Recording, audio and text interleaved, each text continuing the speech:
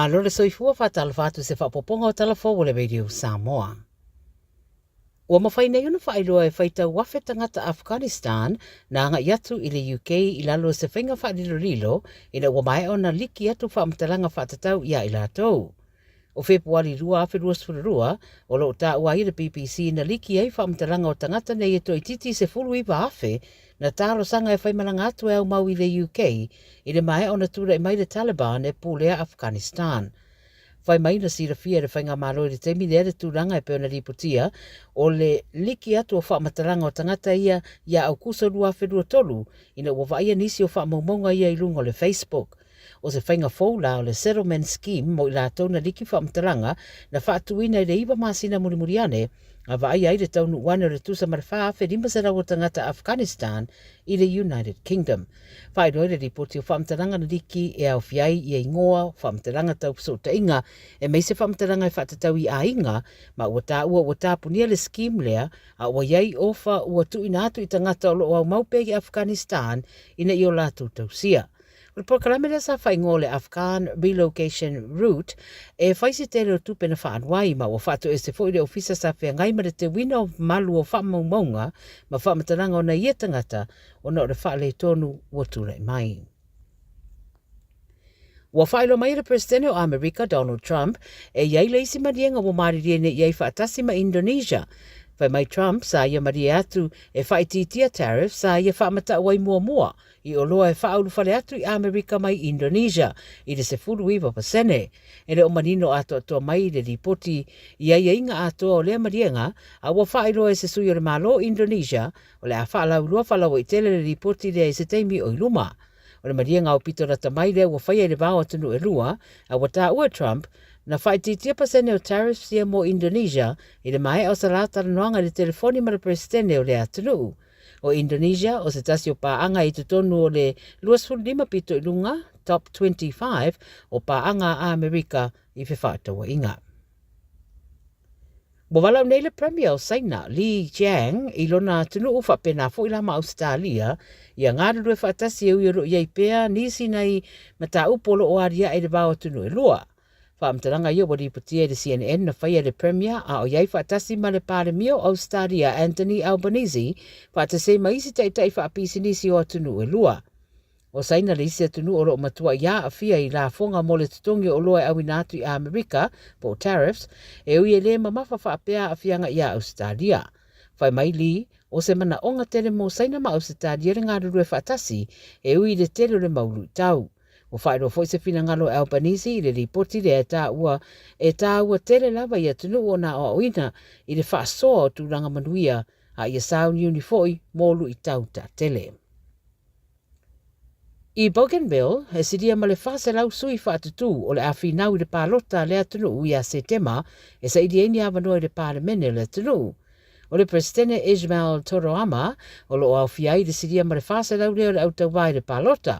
O lo whinau Bougainville i le maua o lo latu tuto tasi mai a Papua New Guinea ma ua fuafua e amata mawhai o na pālota tangata i le asolu o Setema. O isi sui whaatutu e toa fitu o ali i uma o lo tauba mo le tofi presidente ma o lo tauba i foi matoroama e toe whinau mo lo na tofinga i le tofi presidente. Fasfuru ono na fōlo o whina wina e o fiai manisi tu ma lo fōu e ono pei o na whaero mai e le Radio New Zealand. Tala muli mai Guam, o le whono na lua sa fitu o le Micronesian Islands le MIF, ua whaatulanga ai ma se tasi o whaatatau mo le whaalau te leina o se no fuanga whaafomai i Guam. Whai maile le teo whaamaloa New Zealand, mo le tele o tausanga sa ngai lava ngase i Micronesia i Guam, mo le whaongaina o unanga tau le soifua maloloina, ma ua iei lava i le sila fia ma se ata manino o le tūlanga o lo iei mana onga o tangata, ma au nanga e mana o mia. O le kovana o Guam, o Lu Leo Guerrero, sa whaalauloina le resolution le whonotanga i le masina nei. O lo iei le fuafuanga le kovana e whausia se whalemai e tasi le piriona Amerika e whaalua i te tonu o Mangilao, ina ia whaatino i nei au unanga tau le soifua malaloina, matali ei mana onga tau tongu fitinga o tangata. Le tasi la leo mata upolo rawa runga i le whonotanga tele lea, ale atu Micronesia, mai tali tonu to tele o le taunu o le nei fuafuanga, o se tūlanga le lei tele lea, mō lea i tūlangi. Tala ia le Radio Samoa mo le nei aso soifo. Ua na o le Radio Samoa se furulima iwa toru a mo e tautuaina o e ilaungangana fitu aso le vai aso. Faasilsilanga I lupe faalele matama whanau a fastauta. E whaatulu atu I pa ia ma mamanu o le ainga sātuala o le ainga whaalangilangi. Ai ua mātou valulusia ia o le la au. O na o le ngā luenga o le manuanu tāpua ia le whakasa o loo fausia I te tonu siu tātou nu. E tālo sanga tuai ma le nganga o le whaaloalo ina ia tātou awai uma I le tātou tausala a wāsef sosoani mo le ngā luenga. O le rifa moe moe o le a whaia I le asto na ia so lus fuluono Iulai I le mauto Samoa I mangele o le a amanta I le sefulu le taia o mai mawhaia le whaapso ta I le komiti mo le whaamawina o la au tautau sala. Whaaptai o lo sainia ai ono pulu whaaea whale upolu I le olu a tasi whalua fitu valu tolu o. Le au pepetele tala I lene I le olu a tasi 5 tolu whawha ma ape po moe mausu so whara I le o iwa lua tolu 5 tasi. I feel lower so sad. Omega ka, the knowing Omega ka, Sabaleta umofie. Omega ka, feeling my loyal Omega ka. Omega Cars, lua selau Capitis Drive I Manukau. Pole telefoni o iwa lua fitu 5 tasi lua. Susu mai Manukau ne Omega ka. Malole keisile Omega ka. Matau te whaia ni fo aroi le aso lava te fio mai ai I le Shine Dental ai e ia inga whaapitoa. Matau te salia le Afterpay, Zip, Q Cards whaapea wins quotes I le Shine Dental. E whaia fua whaatalanoanga ma le ACC I le Shine Dental. Le aise tongi mo whanau I le vao le se furulua I le se furuwalu tusanga I le Shine Dental. Talanoa mai le tongi ino le whainga o nifo I whaonga ai le Zip, Smile Now, Pay Later. Le aise tului I le Shine Dental. A fio mai le 575 Great South Road Manukau pe vala au le lua fitu ono fafa. Lua fitu ono fafa mo le Shine Dental.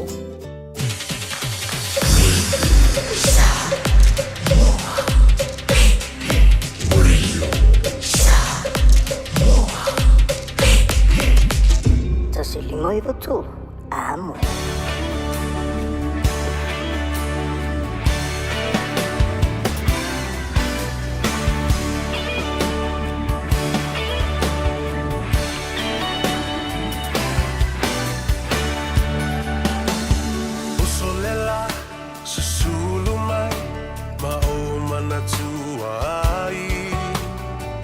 Samoa le nuu o te nofo ai pe wha pe whea na ngalo atu o I lewa ai Samoa o le penina o te fia I ai o solela susulu mai ma o manatua ai la u Samoa te nofo ai pe wha pe whea na ngalo atu o I lewa ai Samoa o le penina o te fia I ai hangi mai se matangi e momoli atu ai Samoa Matalasi Angi mai se matangi e momoli atu ai alo fai la Samoa Matalasi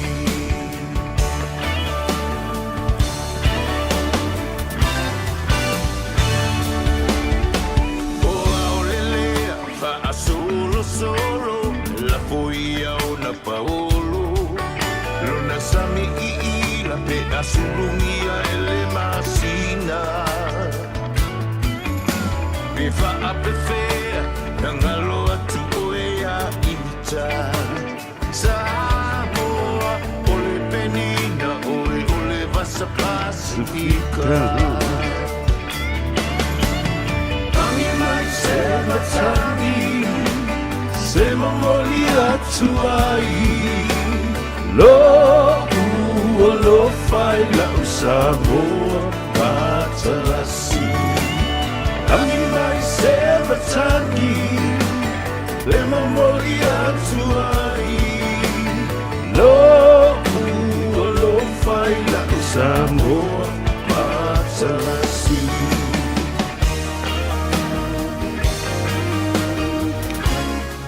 Ia, talofa lava le pa ia mawalunga o le whafonga tāpua ia mai se fo i le sila mai moa.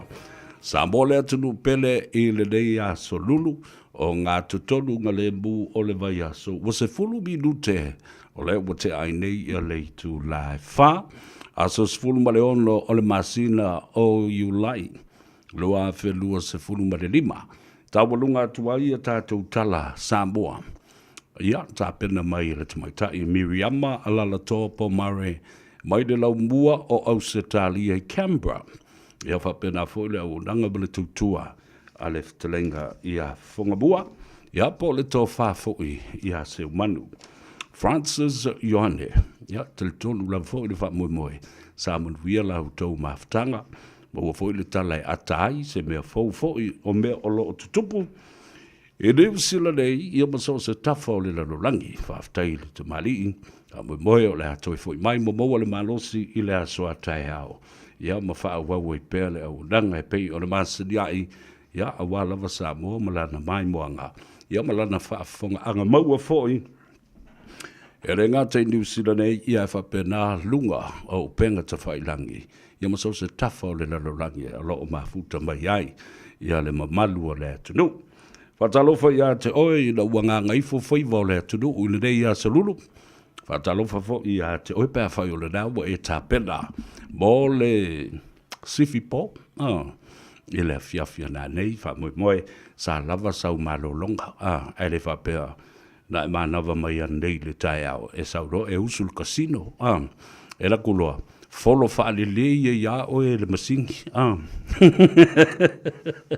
Awa fo tai au. O tae o lea so le tupu awa foi Amerika. A o lea so tutongi o tangata Amerika fe mai. Po lea so tofi, po lea so farele fe mai. O lea so o fai ele fe au ale. Ale manu matau tia foi lele o le aheto. Vātu le whafonga o meo tala maalie. E wha tusa i ai lea so le tupu. O lea so tutongi o le vai a so tutongi le na. Ia, ai ale lea so moku. Ia e lea whaina anga le leo lea tua mo whaiona tātou toe lau lua whasina whai e le nei fo i aso mātango fie whapopo i aso le soifua ia e mai se fwoi o le aso e whai eile tautua whatalofa ia te oe mo whalofa ia te oe le pa ia maulunga lea tunu tulanga whalupe ia sa ma whai ngā o lea tunu o sa le popo ma pale solo e le o iei se whamatalanga. Awa pete o iei pelea, e lea ma se poto na te toe sa ili masango le ngole ipa ia masani o le atunu, umai le vavau sa io o le whavavau. Ia, le tawhatolu o le tātou vānu no fo e masani ai, pa ia ma mamalu wha le malo, pa ia fo i ma mamalu wha le anga nuu, ia me se fo i o pa ia ma mamalu wha le atua. O le nā ua i ao lima, o le au whainga luenga te tofi, ia ma le lātou fo i pito la au, o lātou Faiva masani o le ainga sa le vi. Ia, whatalofa ta mam tina mātutua o le atunu i so se tafa, e mai se le nei atunu o New Zealand, ma le malu luo lo whea ngai mai tātou. Se whapoponga fo i o le tātou por kalame, le ngato le ngā ngai fo Faiva. Ia, ai mai se fo i ole por kalame o le malu i fale. A malu le fale. Ia malu fo i fafo. Tātou tala noa lava i le ano fale o le malu i fale. Ole fale mo i ai te no fwai. O le maota mo le lawa. Ia o le moe mitinga le nā o le tele o mātua. E malanga mai i New Zealand ma maita mai te wha onga. Ia ma ia popoto. Ia a o le mea le nā. E moe miti e le ta mamale. Ina ua retire malolo. Ia o le wha atau o le fale. Watalofa la le tātou pol kalame ngā Gagaifo Faiva ma le malu i fale i le tātou. Tātou malo masani o isi fonga i o le tātou pol kalame sunga ia le malu, Bob le malu, ia whapea fo i le fionga le fale tua e mele palamo le ua mafuta mai ia fatalo fa mo le sunga le malu la u fionga a lo le so fu mvia a tai le tua o mo fo i lava no va vai to i sulu le tino o le nai te la le lei ma va tu fo lo mo lo ma lo si ba lo so fu mvia lange malo fionga sa vea yo e fa aftai mo fa pelo inga a ile nei a oli e fa talo fa fo i malu watu ile nei fo i a oli aftai le lo fo le tua o to ma wai le tato ava normal tatu maftanga le nei tai au fa aftai sa vea a lo fa aftai mo le tei bi wa fa ava no mai fa mo sa mvia lo waso e mo le amtanga fo le nei vai aso ya ile anga le leio le tua ma telefo inisi o matua ma ainga Samoa o lo Faiva ma wala au tau fisota inga i lea taimi ma lea taimi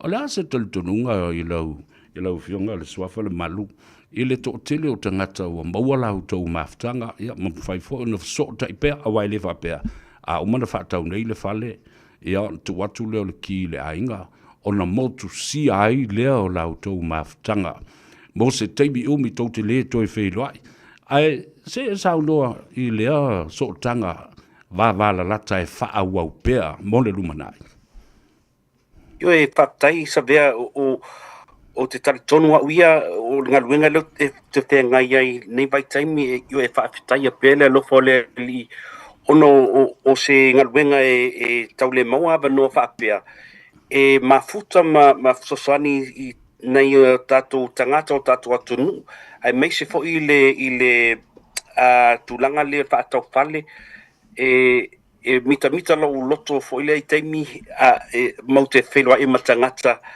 o sa mato whelua i fo ipe ngā lue fo i tausanga o tea io e mita lo nganga ona o sauta mai sosani uma whai ona mau se manuia na ainga por whanau fo i a nei matua so io o se mitanga lea ma se mea e mau ile loto fa mau lalo male anga malu fo ile i le anga luenga o fa taile lo fa le li o me fai ona o nga lue fo i le tulanga fa pea ba lo fa tai awa o le la tuli lo o le o mo fa tau le fa le o le ngali ya o mo le fa na o to tele ia tamiti ma o ma tupu le ainga o la le ainga fa fe la e to e so ani ile ainga le ngali i le o fo i mai fa pe mai mal mo le lo fingal o to tele tamiti a woman o mia se si fale anga i ai. You know, the family has outgrown the original place that you helped them purchase in the first place. So how can you help? Fa fela o na mo se si so san mo le ainga le. Vea e taua tele fesili ono o mel le au te whenga i taimi nei e masal fo i fa pe fo i fa luaina le fa tuia e mele o ainga nei o tatu ainga o le tulanga wa sui fo i tulanga i le fa pe o le a tu mau i pe i na tulanga o aso o tea so i to tele o ne tatu ainga o te talanoa i taimi nei o te fia fa manino ina pe fa malama ne to ainga that's not the end le fa pela o le a tu mau i pe fa le tolu po tu moe ai fai patai tai mana mi se fa le tele pe lima pe ona po tu moe so o la wa so po la o nanga o le tala noa i ne to ainga fa malama ia a wala ia po option ia ma fai ona va ai ai wa tele fo ut ne tato ainga te va ai o lo no fo pe i tulanga i fale tolu po tu moe au o to telefoi ia fai numero tatu ainga o matutua whanau. Au pe o sautala i le fia whailoa nei o tātou tangata. There are options. E iai ia awala. E awala mwheona tātou tala noina. O laulai tūr tala no atu i whaasavali po le whaanga ioio le sa ilingo le whale ai ia awala ia mawhai o na sosani atu ai i le malu tātou atunu. O ala nisi o vaenga mua lava o hastepu mua e mwhailo lo tūtoi whailoa i ia ma toi whatalanoa lo la le mea tauna whai mua. O le vaenga mua lava o le tala noa mua i le whale tupe pe tala noa i le broker pe tala noa ia whale tu ia emele wa tau ona ta pena mo pe sa uni mo a fa pe se fale lima potu mo e fianga il ainga e te tau ona tara noa fa tasima ma e mele tau ina tu fa tasi se plan po se pathway fo ilea awa e tau ona tala no ina le mele finance fa fea ona fa nga ina le fale le tol potu mo fa fen fa nga ina po se me se equity po la tu langa me fa ona fa nga ina fale le e anga il fale le lima potu mo pe ona potu mo so e ia awala e me fa ona uina ai ta ua tele a mata mo le finance o mela le ta ua tele ai ia nga fatua e me le a le la wa tele fo le fale bo ese tamiti a o to nei o tina mo le tama ya wa alwa le tangata ia fai lona fale ya po le equity fo mo le fale tele le o fai fale how would you be able to downsize to really to fo le to ina mo le tua mai le malu ma le lo fin ngalo sa o tamiti to o ma ua ma tele to fino no fo le nei fale o lima ono po tu mo o le a le fo tuanga a le fo le be ta una fai ya pa tai sa ve o tala noanga fo ilia tau te wheloa i matala noa. Poa ia tulanga ia o po fufuanga. Mana na oina i matua i le tu. Pe awha apea o teimi lea wa matutua whanau ma o ae i a la tau fale. I o lalmea la tupur fale lea wa tele mo i la ua. Ia, o isi option o le whaatau watu ai tatu o e suisa ta mai fale. Po le si foi les foi va inga iai pe fa atau le fale ai fa atau ma system ai fale ia fa atau ma investment property po se si fale e mana e rent out tu fa leo rent out fa leo mo fa na ustemi o luma o e tele fo ia option e iai o les foi meta te vai le tu ai nga fale pe mana na o se unit pe mana na o i se i mail townhouse ia wa mai ni pe mana na o fo ni te o mana on mele ta o le lock and leave o se apartments fo ilea awa o tele o taimi vai taun nei o tatu matu ia na ole fia maua se fale mapuai ai o fai malanga i Samoa po atu nu ese tau ina malo loai na taimi so e fo ia option fain tatu tala no ina ia na tulang ba lo faftai au fanga solo pe ia le tatandoanga o le fionga i le swafa ia le malu pop le malu ya o le tamali i mele alo le tato tunu o longa lue i le company fatau fale fatau watu ma fatau mai le Ray White Real Estate i papato toi la numera nali lunga le tato screen o lua tolu ono lua iwa fitu va ifo ia ima tanga fa mau toi fa fonga o lua tolu o lima lua iwa fitu sasi atu ia nasa o lunga o le tato screen tango e fa mau le lei ya a o le tamali i mwhoi o le wha afsotai i lau lavanga ngana. Le malu, o se teimi le leile nei e tau i le whaatau, ina ia whaatau e se atu le whale, po le whaatau mai whoi o se whale te le. Ya, sa vea o le baketi le teimi nei wa mo i lalo tau whale. Io o se teimi le leile lava e whaatau mai whale la ainga po le tangata, tau ina whaatau mai teimi leo lo o mawalalo i tau awa e o atu tau sanga ia i luma wa whaasolo i lunga tau o fale ia e whainga tāla tangata le whaatau ese le fale se i panga naos tangata e mana o e whaatau ese ai to e whaatau mai li si fale a whaapea mana o e upsize pe whaatau mai whaatau atu le tolu potu moe whaatau mai le lima potu moe ia o se teimi le lei ona mai tau le fo ile tu le ai fa tau mai le fale le lima pe ono potu moe o lai fo upa o mai lalo tau fale i le vai tau ni marketi ai ia tai me to e fa solo anga i lunga tau fale la lima pe ono potu moe so ia u lava ia le lava le au tiro le taimi nei le ia pe so ia il taimi nei manuolo i lalo marketi awa a to e fa tali stemi luma ia alo atu e whaatau mai le fale tele i woto e alu lunga tau o fale i lumanai so it's a good time to it's not so good time to sell but it's very good if you're selling and then looking to buy again in the same market. Malo, whaafeitele lava lo whionga le suafa le malu. Always a pleasure chatting with you and catching up. Yeah. Le hava no buli e sau no ai. Ia ma ta wha ma vai e fo le ma wha lawi lo pelo telefoni ma le nganga wha lo alo. Whaaftaisa vea i oe ia whaaftaipo i monea wano matongo fie. Ia whamanuia tele le tua ia te oe. Ia malao o nanga i tatu Radio Samoa. Ia whamanuia tele tua nei tunu. Maluma pa ila tunu. Ia ai tatu toi whelua i pea ia stemi o luma. Whaaftai mai soifu ia. Ia whaaftai tele manuia tele o Faiva ma le Gagaifo Faiva o le tunu o le nei aso. E lau whionga le suafa le malu. Whaasoifu ia mo le teim nei.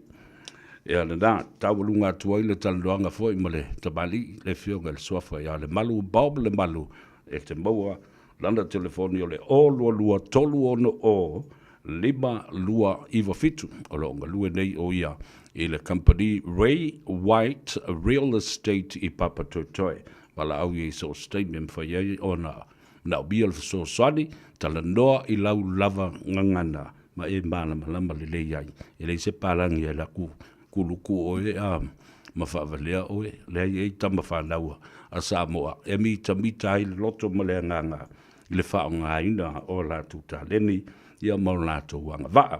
Lea o se mai le safo lau o le whionga le whaletua, le si foi whonga le tātou polokalame malu i whale. Le whionga le whaletua e mele palamo whatalo whatu malea nganga whalo. Albalo le soi whomuria, whio maia i le tā polokalame o le malu i whale. E malu fo i fafo a le memoria o le suenga o le fale e malu ia le ainga ma lo se fo via talo falava ia fatalo fat foi le ofio ma sabea ia ma lo fo i so fo manuia ma na ia lava ia na malu lua le va tu la e ma na ia mai lava lo o lo malo lo ina lava la ofio nga ia ma lo fo le o na le Radio Samoa fo i le malu le tunu mo le nei proclame fa fai mo le nei avanoa. Fabe mo sa mo le na yaso e lua yo tu la yatu malava yaso mo na futia ya fu ta se e mai ile amatanga ole o nga tonu le nei va yaso fabe mo lo mo yo le fu e va yatu sulu le tino o e ai la le o le pito le tu li banu le o lo ia le jacket mafia fia sa o fu mai ana nei to titi nei foi kila ia le air condition ona e te tau ona malulu le potu o whaasale lau. Ona o tātu masini, computers, maisi mea uma. E te tau ala ona malulu. Mau ka maalilia kua ia makaika. Ia, e malo whaaftai le taimu ua whaavanoa fo i tāte talanoa ma whaamanatu pea. Ea mai lau vai aso, ia mana nisi fo i waiwala au mai lea tunu. Tuk atu iei lau telefoni. Ma utou mafutai fo i ma tali fesili lea tunu. Ia, whaaftai tele lava savea. Bisi lava le vaiaso la tau ia o le mana ia fo ia o le fifianga le loto ona ia si ainga fo i le mamalu le tunu ia na seto le lato fale le ne vaiaso. O lo te le lava le au ngā o le tā por kalame and o le si fo i ainga le mamalu fo i le tunu ia they went unconditional today. So o ia i lava le te le ma le amana ia ma le au ngā o le tatu por kalame le wha malama ma wha tala noa ia tūlanga wha pia, but there's a lot of them o lea lava e vili mai, ma sili mai ia ona i loa lea po le ale si tatu step e mwhai ona la asia mo i lato. Ma lo wha tā fo i e toi wha manatu ia le tūlanga o oe lea mo le te mua rea fia wha tau se whale. First home buyer. O a mata upu e masani o na utou a mata na whaatalitalua ai ia le tūlanga lea. Ia a o afo i mea e a ngā i ai le talanoa e tā pena ai ia le tangata leo o wala uatu i a te oe. Male whaaloan. Ia, whaataisa vea o le tūlanga le mānei e lava le ona pei lava o le tele lava o tāpo kalame umavili mai e le mamalu le tunu. Ia. O le mānei la ona o le fesili lava le mea tāua. Ina ia se malama anga po ngā whele iei le tatu situation. Ai po lea fo i le sila asanga e mawhai ona tatu o iei after our conversation. So o tūlanga ia whaapea e whautuaina le mamalu le tunu, it would be very helpful e it's a lelef so swani mawhaiona o lopo ngā whela iei le tātou situation. Pe awha pe mawhaiona e maua information ia na e vili mai la ia pe emaili mai. O le fia I loa po o aia le mamalu le tu po ai le ainga who are the applicants po le te mama le tina pe to fia fo ialu le la tilo e whai le tātou apalai o le situlanga e fia mana o mia o le ale tātou deposit lawa iai I o tūlanga le pawha pe o le Kiwi Saver. Just an estimate at this stage. Just an estimate pe fia le tātou deposit lawa iai. Po le Kiwi Saver ia mani tātou savings. Ia o le situlanga e fia mana o mia po afo I le tātou tutongi la iai. I just need the hourly rate. These are just basic information. Po le hourly rate la iai, and do you do a normal 40 hours? Ia o le situlanga o iei ni tātou ai tālafu le temi nei, a wha pe o iei ni ai tālafu po le ale pāleni la iai, a lea fo I lau repayment la tongi. So those are the main four things o te mana o mia, so I can have a little bit of an idea. Po nā whela iei le tātou situation, ia on o suggesting a kungala ia, we're in a position a mea mawhaia na tātou wolola e gather mai a tātou pe slipi ma mea na ia se I wha ngā ioi loa le tātou analysis to have an idea po le ale tātou borrowing capacity la iai. Ma lia la, ma tango fi, lona winga tātou te amata le leia, tātou susue, tūlanga o le tātou tupe maua, o le tātou expenditures, income expenditures, maisi maumea. E tā ua tele la ia le malmalamba ia I o le aingalanga, le watalia I mala fasilo na lua. Ai, o le la tātou talandoa loa, o le ale me tāu o le low term deposit, po le low deposit home loan application. O isi I tu ainga o tupe whao popo ia I lunga o le matau pule o le low loan deposit application. Right. Okay, ia wai tele lava na e whelelea I solo atala le media ia le low deposit home loan ia po le tūlanga whaapea mana ia le wha malama.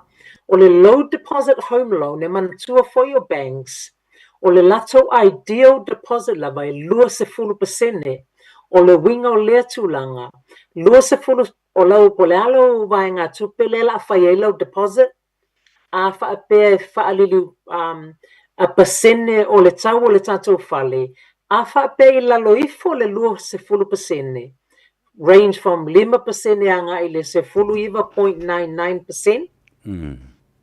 O lona winga, we are classified as a low deposit home loan. O na o lea I lalo mai le 20% le tātou total deposit against I le tau o le tātou whale le fie whatau. O lona winga la o le tūlanga, o le tātou interest rate, ia extra fees a le bank ona they call it, there's a risk element to that. So ia la le meta o le low equity margin or a low equity premium. So o mea uma ia tu salo na whaorainga le bank. O isi banks, e lato te whaopopoina le margin of interest, which is why they call a low equity margin. E whaopopola le margin of interest to either a 0.25, 0.35 or a 0.75 if whaopopo I low interest rates. O isi banks, instead of the margin le whaopopo I low interest rate, they will charge you a one-off low equity premium. To say to salava lona pasene 0.25, 0.35, 0.75. I will ali tupela to a one-off fee. So a low equity premium or a low equity margin, it means your interest rate would be higher, la mo lunga low interest rates, or you actually will pay a one-off premium. Yeah, we see tulanga whapea o le low deposit home loan. Yeah, o le bank e mana o mea every time you buy a home, with a deposit e laloi for le 20%. O lona winga, the bank will always ask for a valuation.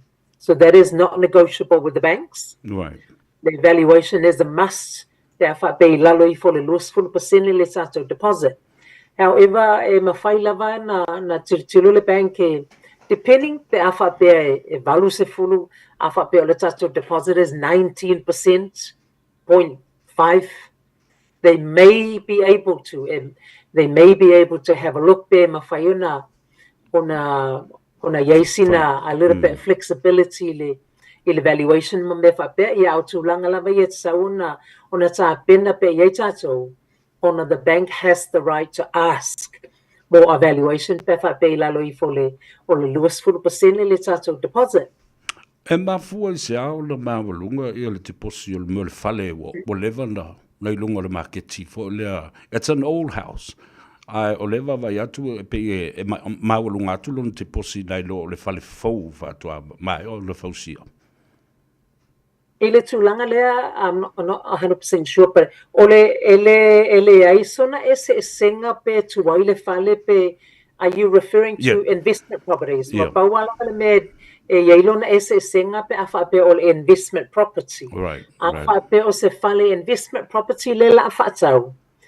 Afa pe o se fale wo levona yai is a existing home. Or the bank will require le tolus 4% as an investment property. That's what I... Whaapea o se fale fo, a new build. Ia mawhai leo na consider le bank le lua se 4% le. Na pauleo le tūlanga ese ai le level of deposit requirement at bank pe whaapea o se investment. O se fale fo le la no fo tutongi ai nisi mo oto. Ia, ono mai lai le vaenga le na can a low equity... premium for let it be added to the home loan, and the fee can be negotiable? Okay, yeah. O le low equity premium lea, e mawhaio na whaopopo I le mokesi. Ai manatua fo I le mamalo le tunu. A whaopopo I le mokesi. Ia o le la charge I le interest on top of le amount lea. So e whautua ina a whapea o iei se tatou se le ni mawhaio na tutongi ai le one-off fee lea. That's even better for you. Ai a whapea le ngā whatia, e mawhai lava ona eri I lungo le tātou mokesi. But so long as o le malama le mamalu le tunu, you will be incurring interest over the term of the loan I le tātou low equity premium lea. O le si le manga o lau sili lea na, as is lau fionga savea o le be negotiable. E mawhai lava na abe se tātou tarasanga le bank. Be negotiable le there has been one instances for ngale mo faya on a consider le bank le negotiate mai le amount so ele ai lava se fsili le mo faya na yesu ntali fa pe lava ola ele aba no mo faya na ave statu tsarusanga pe negotiable le low equity premium it's a le aba no mo faya na ave pe le tsarusanga pe tsali le bank pe le ai ma lo fa tai fa fonga tapo I mai mo le sila mai mo fo ia le atu o mata le no ma le si fonga leo le tato por clambe le fletua ia e mele pala mo tanga ia le lungo la screen na o lo ia ia le fa mtalanga o ia o se mortgage advisor sa nga I male fengai male fletupe ia po se any banking institution fa ia ona fa talanoa ia lau mata aupu I se no ngā tupe mō le whātauina o se whalefau o se ainga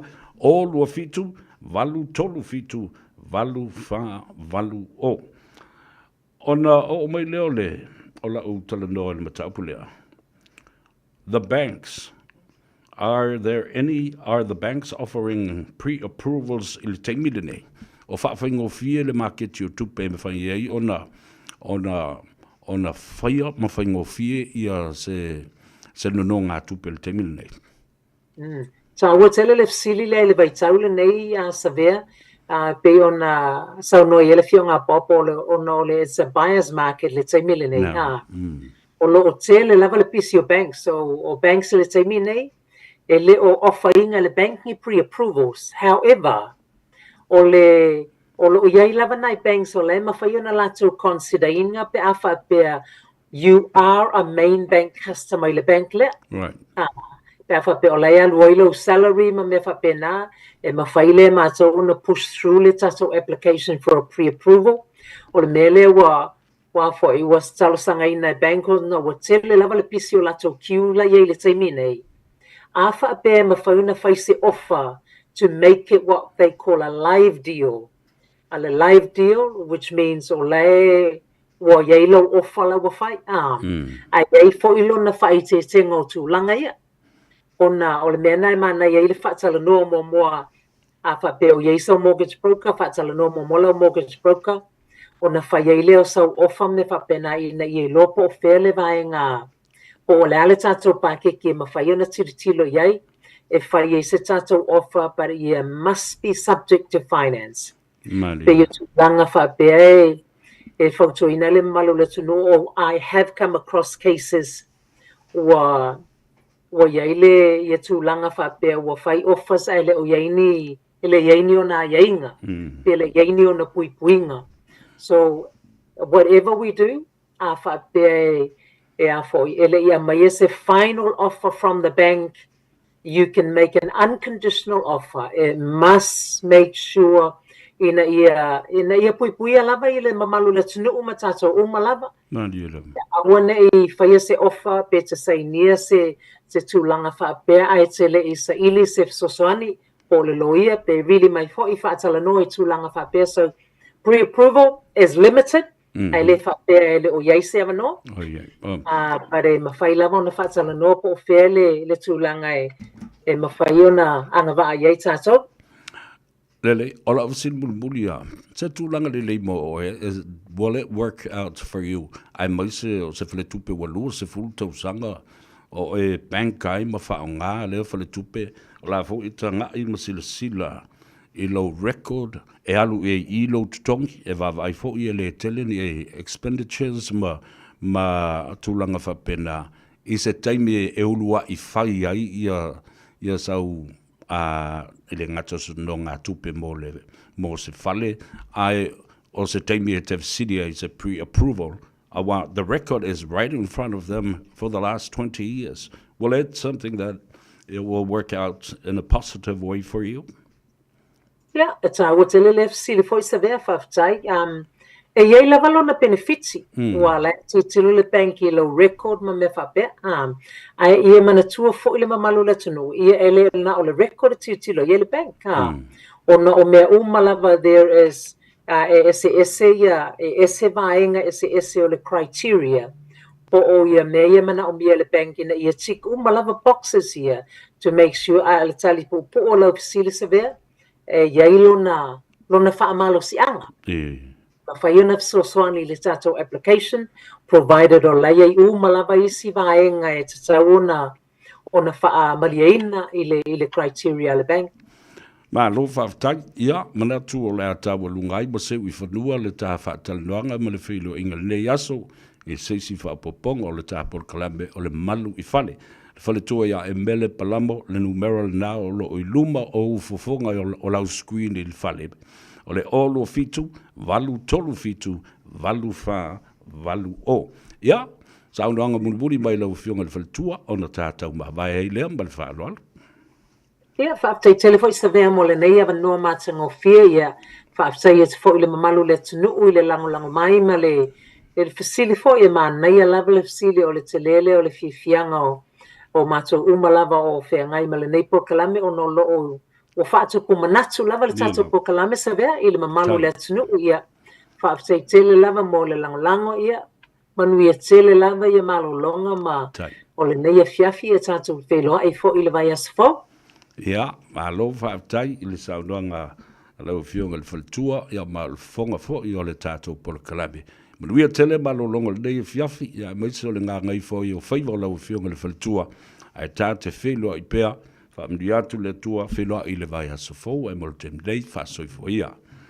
Ea le nā Samoa tāwalunga atua i le talanoanga malisi fonga o le tātou polo kalame malu i whale le whaletua ia e mele palamo e te mau e le telefoni o lua fitu, valu tolu fitu, valu wha, valu o. O le nganga whiwhia ia pēa o talanoanga i tamali i o alo matama whanau nei a Samoa. O lo ngā lulue i Faiva ese nei, ona e whaapito o lātou angawaa. Ia a o liva fo i tausanga. The experiences that these people have, and I'm so proud of them because they are some of us. O tama whanau o lea tunu. Nā sa whaafonga mai i le talanoanga fo i ma le fionga i le swafa ia Bob le malu. Ia pa o le fionga ia le malu Bob le malu. ia malana fo I taleni malana fo I ngā ruenga o lo so soli I le atunu u le fra tawina o se fale fo ia po le fa tau e se ina to fo I o se fale le na e te lala ma papa awai ia ona se ele I le fale tua ia emele o ia e fea ngai ma fale tupe po finance institutions the banking industry o ina ia alu I tau amo e mo tau nu I o emele fai le talanoanga ma le fale tupe a wale o mal malamba I le utou ainga o puna oa o tupe maua o tupe faalu o kou faalawe lave e vai kunga e lima afe ngalu le mali o pai mala fai lua sepulu afe ngalu le fai lea sau I le tala o le tupe lea le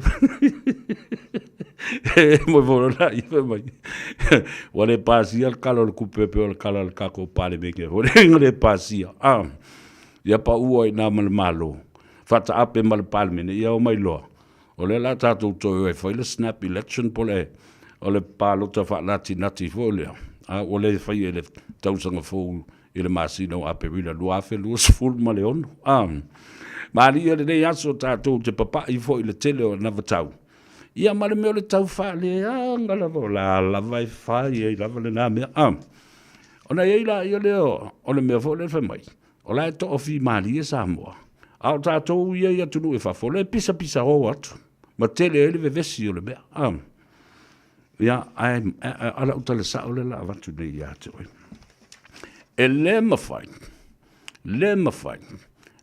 mafai ona iai se malo si anga e tau fiofi ai le pisa o Samoa o lo la papa au ia tunu I fafo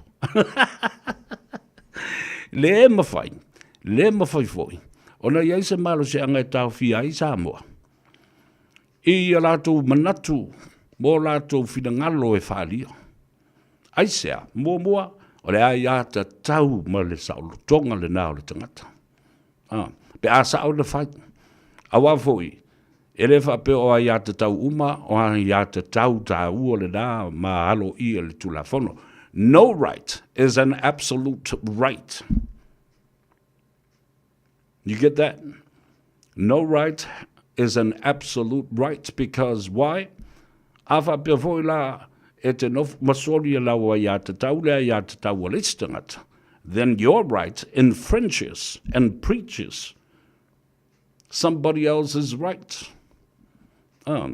lua ya mana tua lele o le fao sofio langono tangata malato talama upu elala e fai ona o lo lato talitonunga ele ngato le lato wa ya tau lua e ilo lato talitonunga e te le lo lato sao ile tamau a ingo Samoa so they do have a right to speak their minds because not only they're right but they also think that they are contributors they contribute to the economy of Samoa te le lato sao dai le na fa pena mai le vanga lo na tolo e ma fuo no fa lia lo ngono tangata le lei pe le lei feita pe fa ngau le malie e ma fuo mai I sui o le palemene le fe toto a I mo fe lauto a I lunga o penga te whailangi pe a whai whatalandoanga a sui o le mau te whono ma le palemene I lunga o le social media ma la leo ma TV ma la ata ma le tio la le na la yona ona whangau le malia tangata ia maoso lo matu le fefe la lau o tulo awa au tofa afafonga ia I Samoa pia no fa tu le mafilo inga ma le fonga ftalai I lana fono tanga na whaia e tau au fi ai ia pale mene uma ma fonga ftalai o atunu o 5 ono o le lalulangi e au fi ai ma lolo tau pulenga o Peretania o le whawhi tau li lea Ioe. O le whao ngā ina e la tau o sui se whono o le palemene ma whai pule o le palemene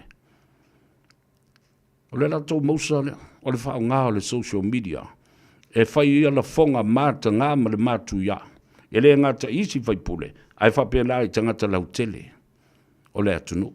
Ia le ala mata mai mo atu, Samoa i atunu mamau i fafu. I upu mangangana he wha o ngā e sui o le palemene. Le mea la lena.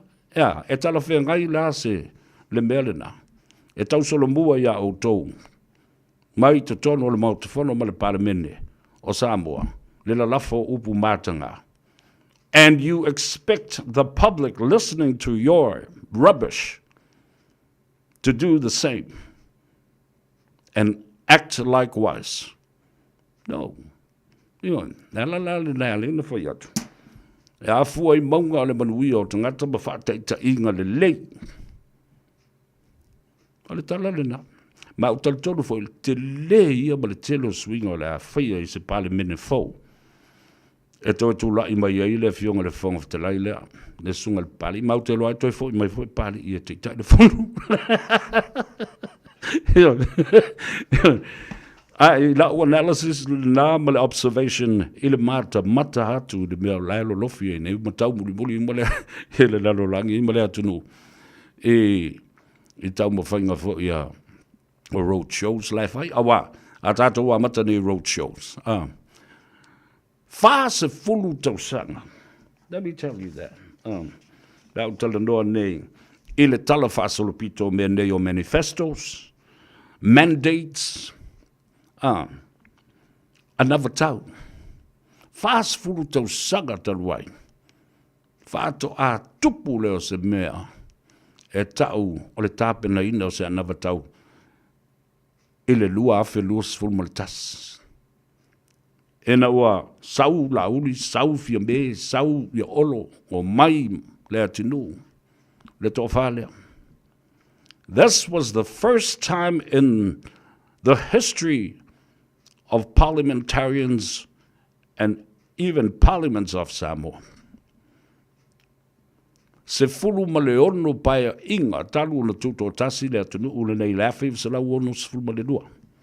Tufal tato por kalame, fatalo fa mua ia te utou. O tamamti na matutua le atunu ia fa pena foi I la tolo I lungo le tato upenga tawhailangi. Le ngata le tato Facebook page, ia fa pena foi ma le tato YouTube channel. So press the like button, share our program. There's so much to talk about and discuss in this episode of Gagaifo Faiva. Malay ato sa vea leo lua yali I pesta ta malangi se yuli I le uli le nei o le o ngā tutonu o le nei vaiaso. Toi valu minute o na tā leo le tu la elima. Fatalo fa apitoa. Ia te o tauti nā mātutua o le atunu. Neo. E misesi o utina o lo whalongolongo ma tapu ai mai. O le so. Ia, mo tau lau o le wha moe. E le ngata ina ua maea o na whaia le unga le wha msinonga. E taulangi wha pia fōi whaalupenga o le nuu ma vai o so la ua. I le ano ama. Ma wha mawina ai e iai o na whaalupenga. E le o se tua maota o sa rua whata. Ma le I tu ma lo le ano ama. O le nuu ma vai.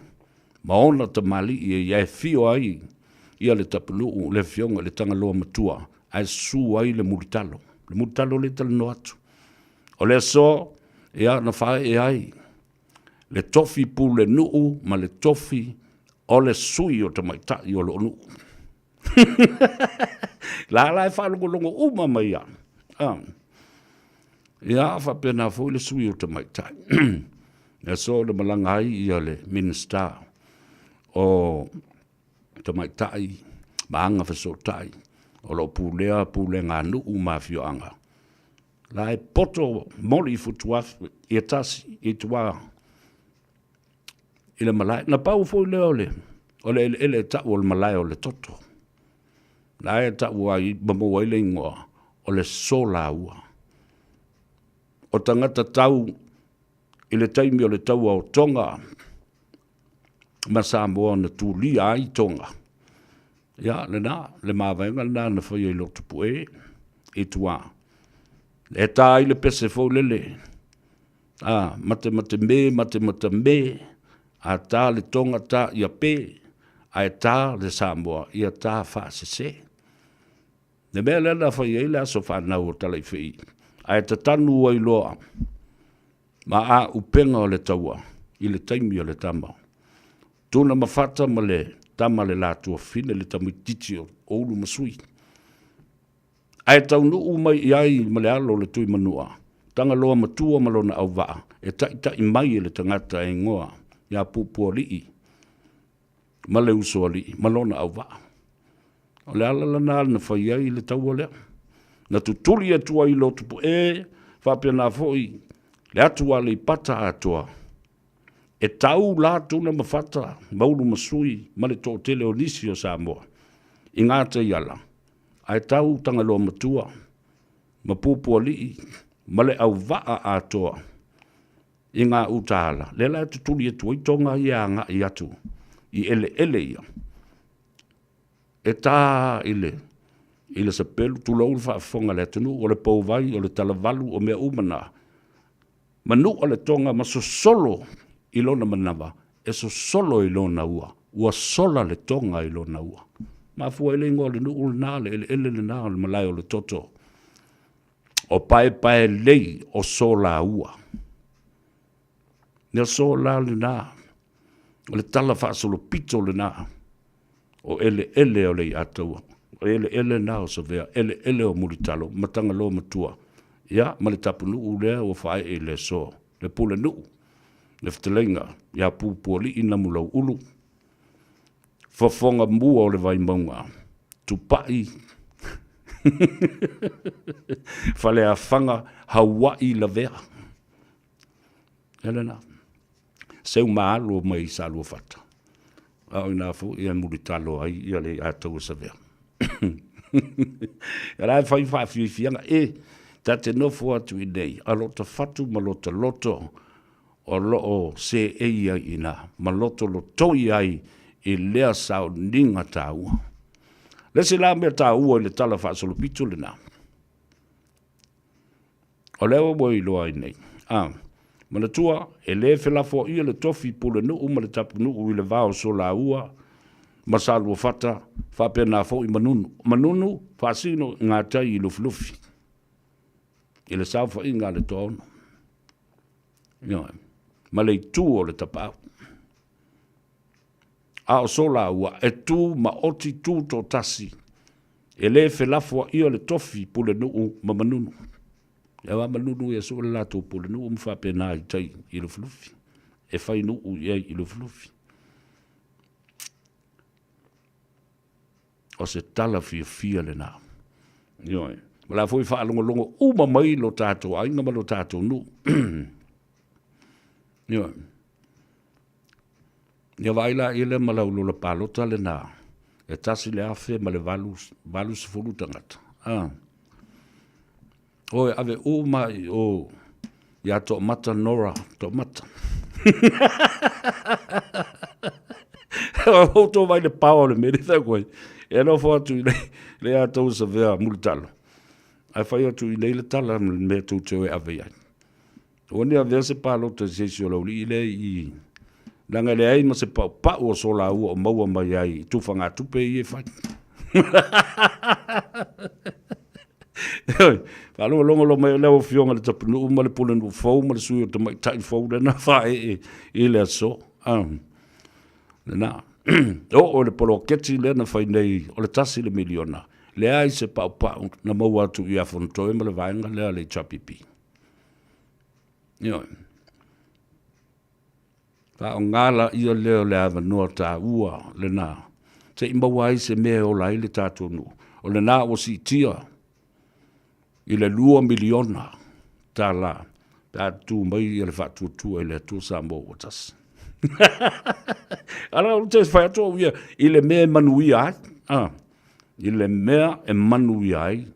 I le tātou nu. Ele na ele na le na tala no ile ya to se ve na pai le malai le toto na le lua malai le toto na le malai fasino ya le malu mal ma me i matautu malai o tanga lo matua mo mulitalo i so la u ele maota i pai le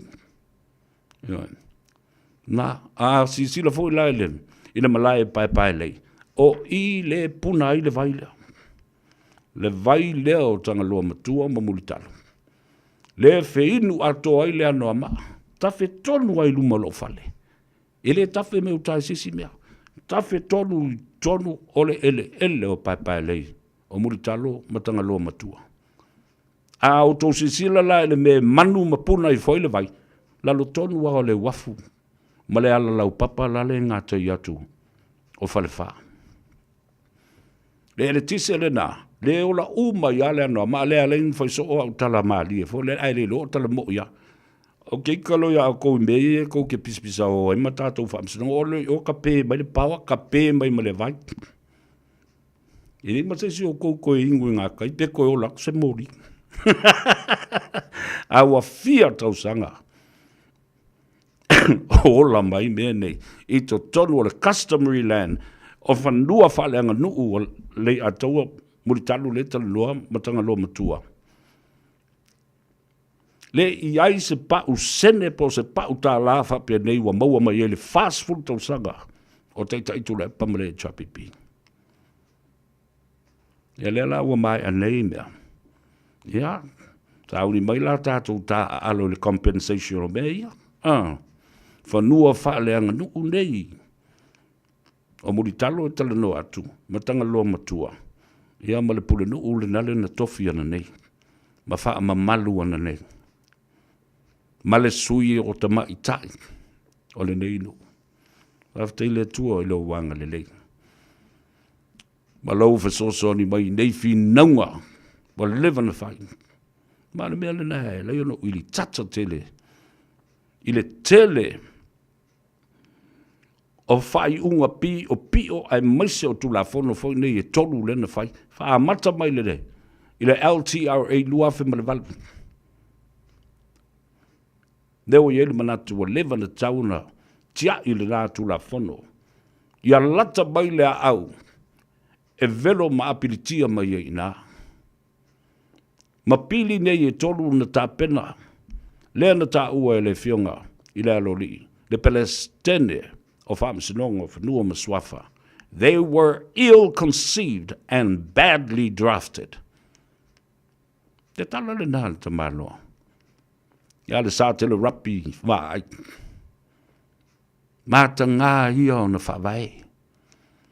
O le tūla fono whawale valea. O wheusua inga. A le tamaloa whawale valea. Ma le whawhine whawale valea. Na whanau mai le pepe whawale valea. Tu lau whafonga le tunu. Tanga upu sa sao le nai le. Nisi upu I tu atu. O upu ia. O le atu nu. E wha matala ai.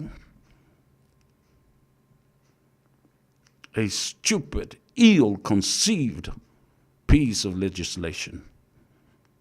Ia na la ia. Mea siri whawhitai, na maua le lua vai tolu. E atoa I whafo ma whaasulu muli. Ma apiritia mai le a au le mea na tongi ai. Io. Mea tangata, whai, I lo lātou lava sa o lo tonga ele mā losi sa iai. Toi fo I mai lala tala ele history. Tala wha soro pito nei mea o another tau. O manifesto. O manu lau ti. Fast futau sanga. Talu ona whawae sa moa matuto tas. Le iai se pati. Po se whainga malo. Sa lātou wha tuida mai ni manatu wha pea. O le mele mātou te atu whai, ma o le mele mātou te atu whai. Langa fo I sa tasi le whainga malo.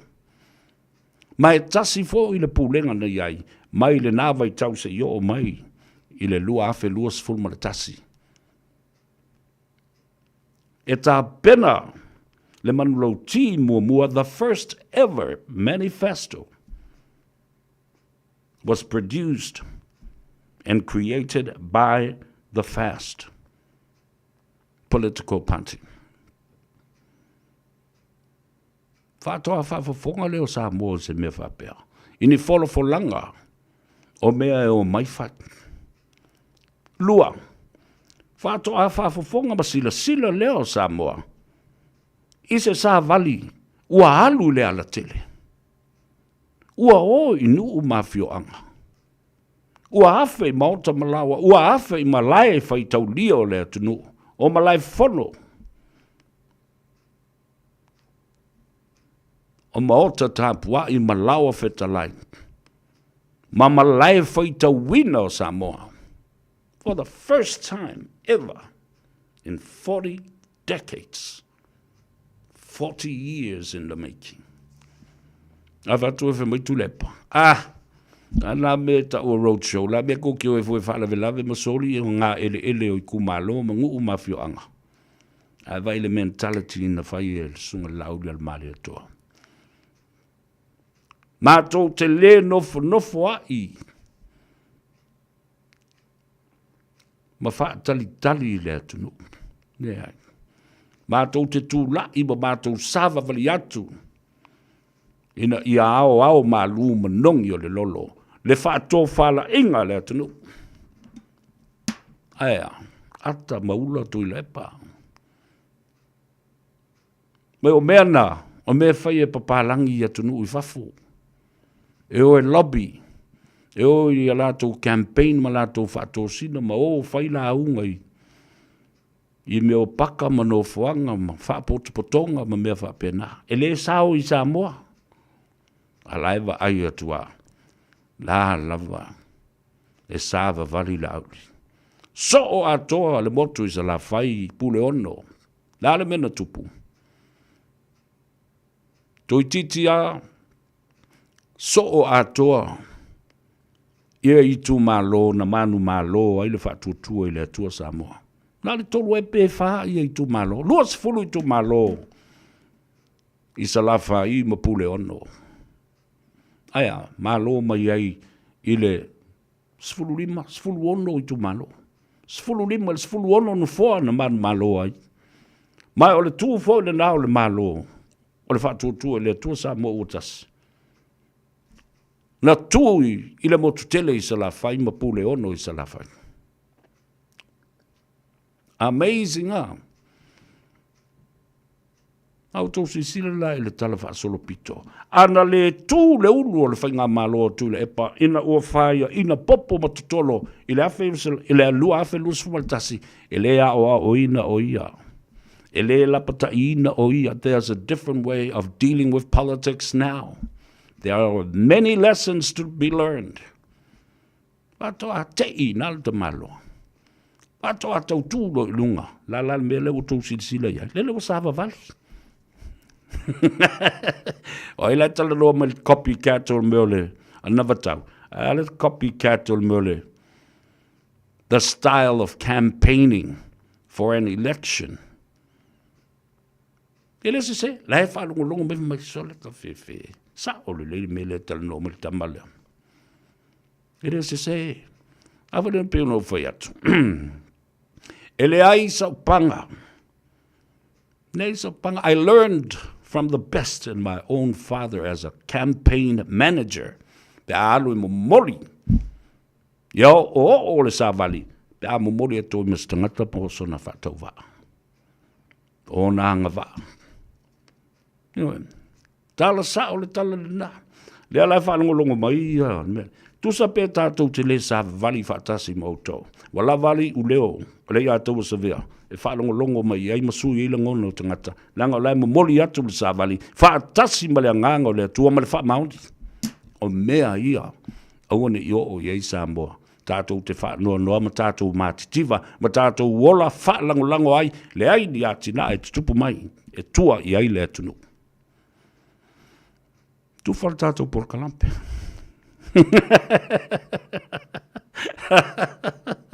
Lawrence Peterson talo falava. Ja, va pena talo fai. Sto ino o tevasil. Na uto va funga mai le sa o tala lea. Ua matua avatu sao.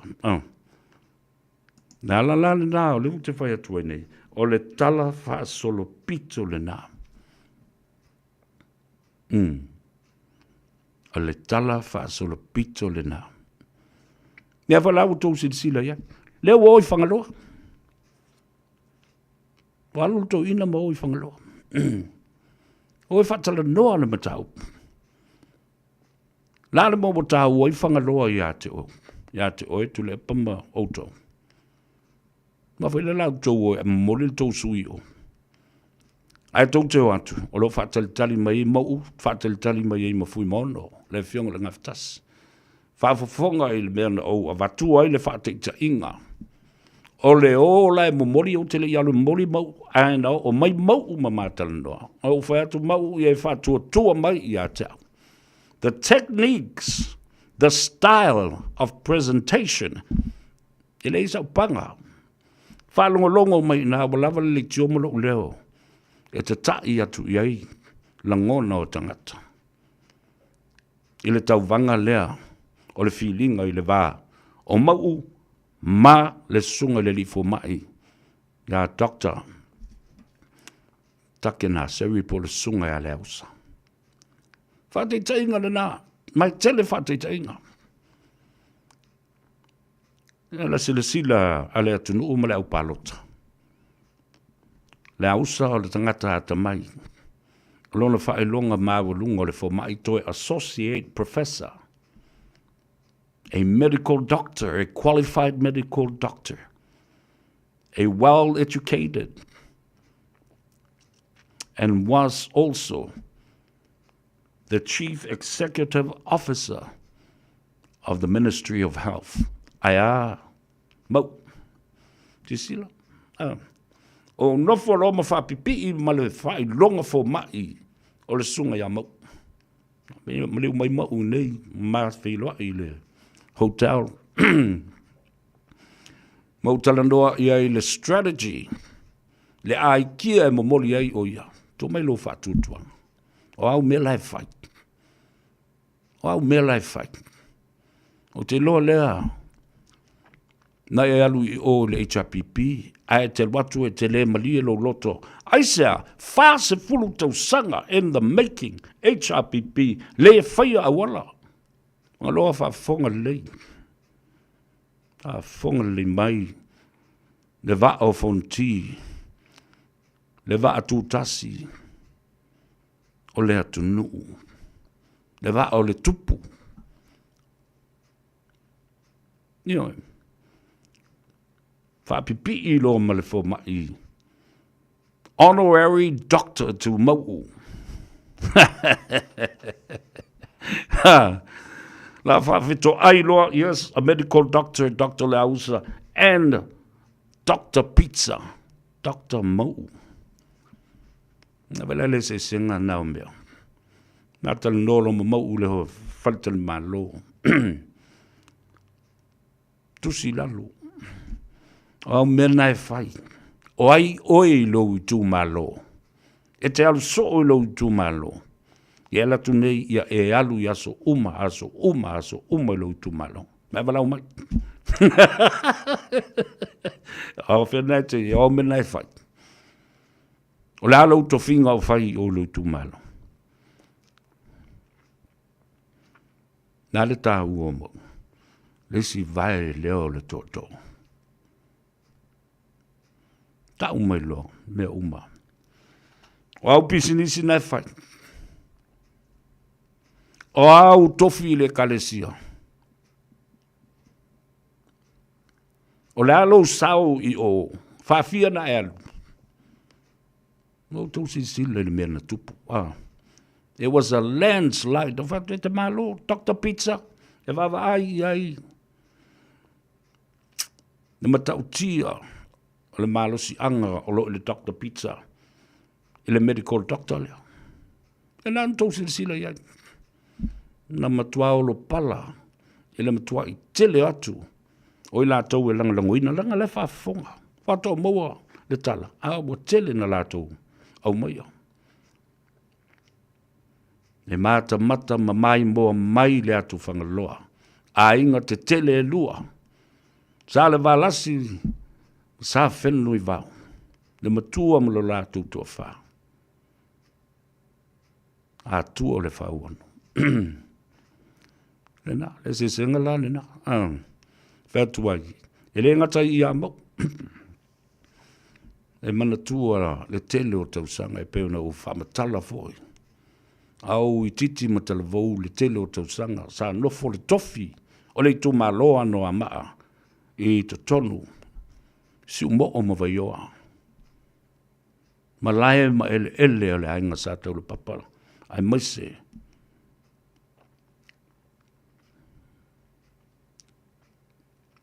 Le tā ua o le tofi sa ui lima o le fionga, o le woma mai ma le peise uso matua I atea. A fionga le whaasina. Le ota le urua I ali I tu au ale. Au te tau muli muli le utama. A vele mea mateo e whai le campaign. Ina ia mamulu masei mai le tofi o le tu malo le ano a mai a ao. O sa le upolu. Le li matua o whale upolu. Ai mai se. O e nau iau. Le ngafa o le mari o tō tau le papa. Na se I mai ai le tofi. O le tu malo ma pale ai le fionga le tangaloa Kerslek. Anyway. Le mea matautia le na. So that experience has stayed with me throughout the years, and now it has become handy. Tau whanangolongo I upolo utama. I le tā ua le meo le tangata ma lana service. Lana tautua, ele o se mea. E avane ai. Ia le tūlanga oni whailonga. Ai a o mai lo I le tō wha Samoa. O le tō wha momoli e momoli le na o upu a o le wha tino ina. Tā ua lana. O le tau wala aunga na o whaia. Pei o le tau wala aunga fo le leo le tai au le usu mai o tamaiti le aunga. Lale me whai. Tau mai, Bob, yes sir, yes teacher, here. I'm present. Yeah, I'm here. Ana whai leo le whate ta inga le na. Na mai lola, ia mau, a mai ma le aus. Medical doctor, ia ma le pizza doctor. Whaitau wala au ngō me whai tuale umusanga. A wala au, ia mau, tali mau, I o leo te nei, ele, o le vaa fonti. A wala au, ia lesi doctor, ele o iei u. Mea le e kalesia, ma le sao le ti a kono. Whatita inga le nā, le na o vatua nei. Ia. E matau tia. E matau tia. Le au te whea tue lau whasa lau, oi umar. O le au tau whaaleanga, lau mena. I le toe sao se mea le nao le tau whaaleanga, ma le lau, le ngaoi, ma le pepelo, la auli, ma le a. Sauri wefa. Wati ngata lingo tangata, ma matau tangata e whaalongo, ina upu, wale le lewa nei ana o whaitau ina atu. Langona o le mafuanga I le mwhai ai, o na tau fio fia tangata I fafo, I le tala no atu. Langa mafua mai. I upu e la lafo e tangata. Lea sa se ei te tono le mautafono ma le pare mene o Samoa. Ia lato u whaatala noanga.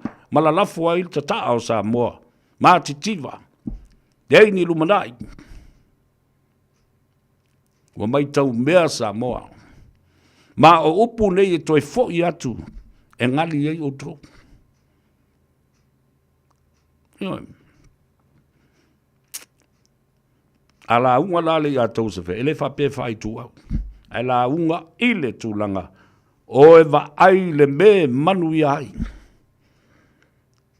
E o mai le teimile nei, o nā e fai la unga, tau fa leanga, fa se se, lau le ngaoi, ngau, lau le matitiva, lau le talapelo lau. A o tau sinsila ye.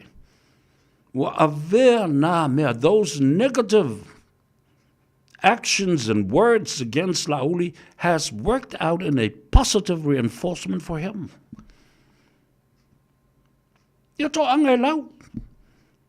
A o le fina ngalo le tua, e lau atua, e loa kua ma se e pe o le kimu pa u le kua o le pako. Ai a tili, Ma neta i le tino le ta maloa. Ma fe pe iti atu iai le lalo langi o tangata. Yo. Wa foi la mo fa masino tangata. E o fe e. Me a fai iai nei mea. E fiu e fai atu mala au lima. Ma tau te maua le loto fa mangalo. Ai le tu ua ai le sa vali e momoli atu ono le alofa i a Samoa. Lalala. Mos fati ta inga la le fina umai nei.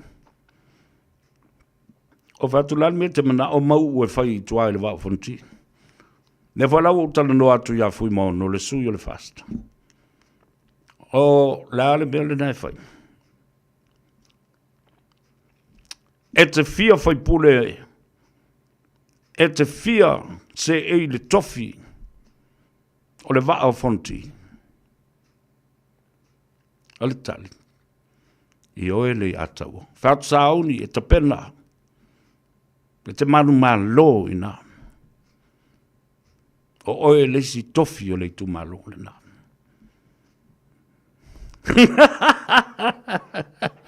Ia le na vai te me whaama o ata whape nei ma watu. Ai whalongo longo le le Samoa. Le tātou i tu malo le wao fonti. A inga te tele nao Samoa. O lo se e ai. I lau whanua ma ele. O vavau tala ngata nao le atunu u malona tala whaasolopito lo ta oto i ele. O le vao fonti.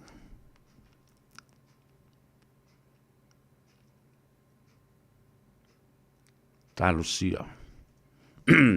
Ia ulu mo tafo lau le leo ma le leo e luatu. Tau te langona ai, le ngafa ua tasi ai Samoa, le fui maono le nale.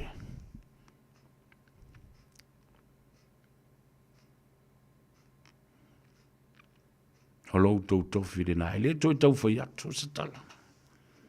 Te le sao ma le anga. Ta fatu voila utala ia fau. Fau. Ta pena o e aluane. Toi tanga ima toi sila i feutanga inga. E toi tau mawhai e toi tau whaale lea ai. Le ngau o le waa. Ma le company wa lele a le atunu. Le Samoa Airways. Le manatu na watu i le whātau sanga ua tuana yatu. La uli, olo, whapea fo i le atunu. Mono fauta fo i ai le fionga le tumaitai pāle mia i le nawa i tanimi. Whātau sanga and the making. Sa o tusi atuai se tusi o lo ta oto pe i le tusi mau te tala noa so o i le tusi. O la le wingo le tusi e le atau sa vea. O tau te tai ai mwese le to whālea. The Four Horsemen. Le tā whawhālea.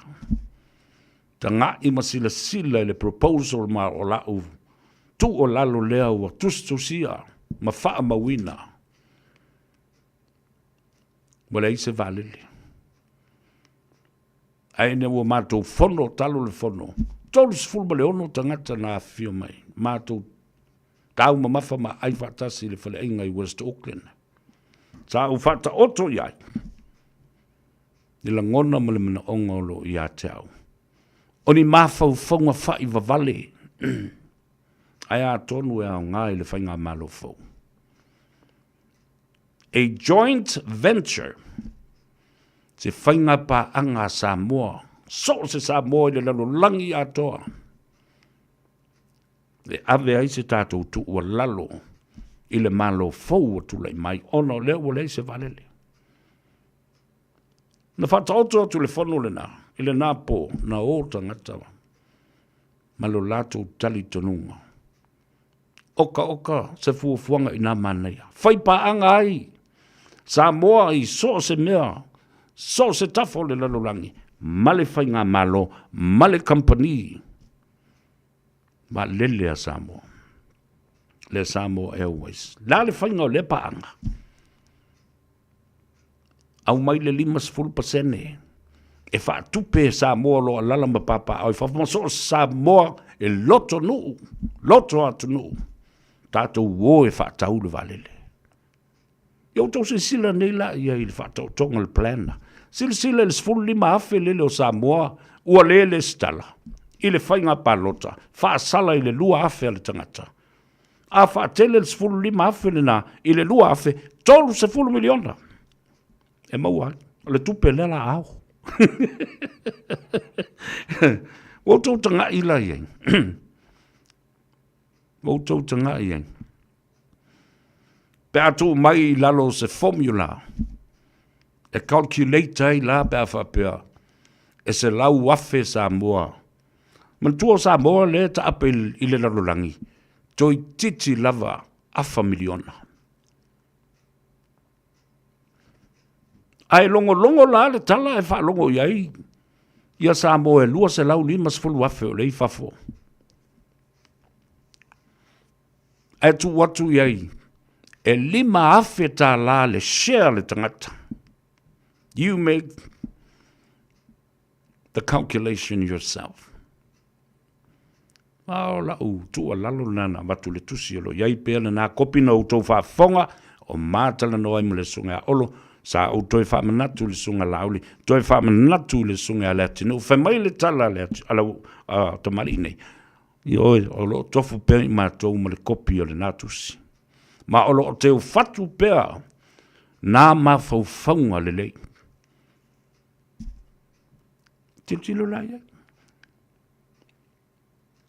A wha pēla. E tolu se fulu wafe.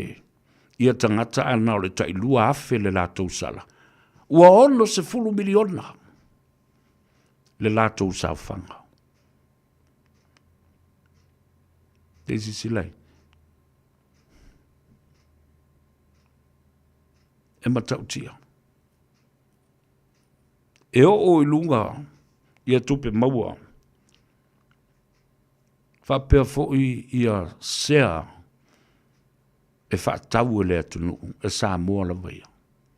Le lātou whainga pā anga le nā. A leo o whalongo tune. Ua lawe la vea mai i le manu lau ti e le whaatua tua i le atua Samoa. Watas. Oka. Se nganga fia i le amana ia o se tua lalo. Whao ngāo tātou tangata, walewa na mana o tātou tangata. Se ia maua le sao le tonga, ma le file mū ma le wha mama a venga ia i tātou lava ia, tongi le tātou maa, velo le aso mua le malama. Whailo sao, wha tau o shares, fe sosoang yatu le malo.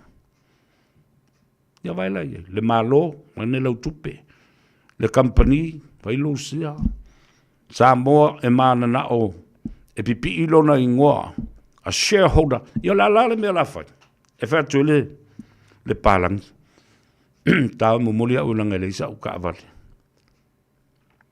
o le sa ka vale ai fai la o valele e lua o valele. Won't you be so proud of that?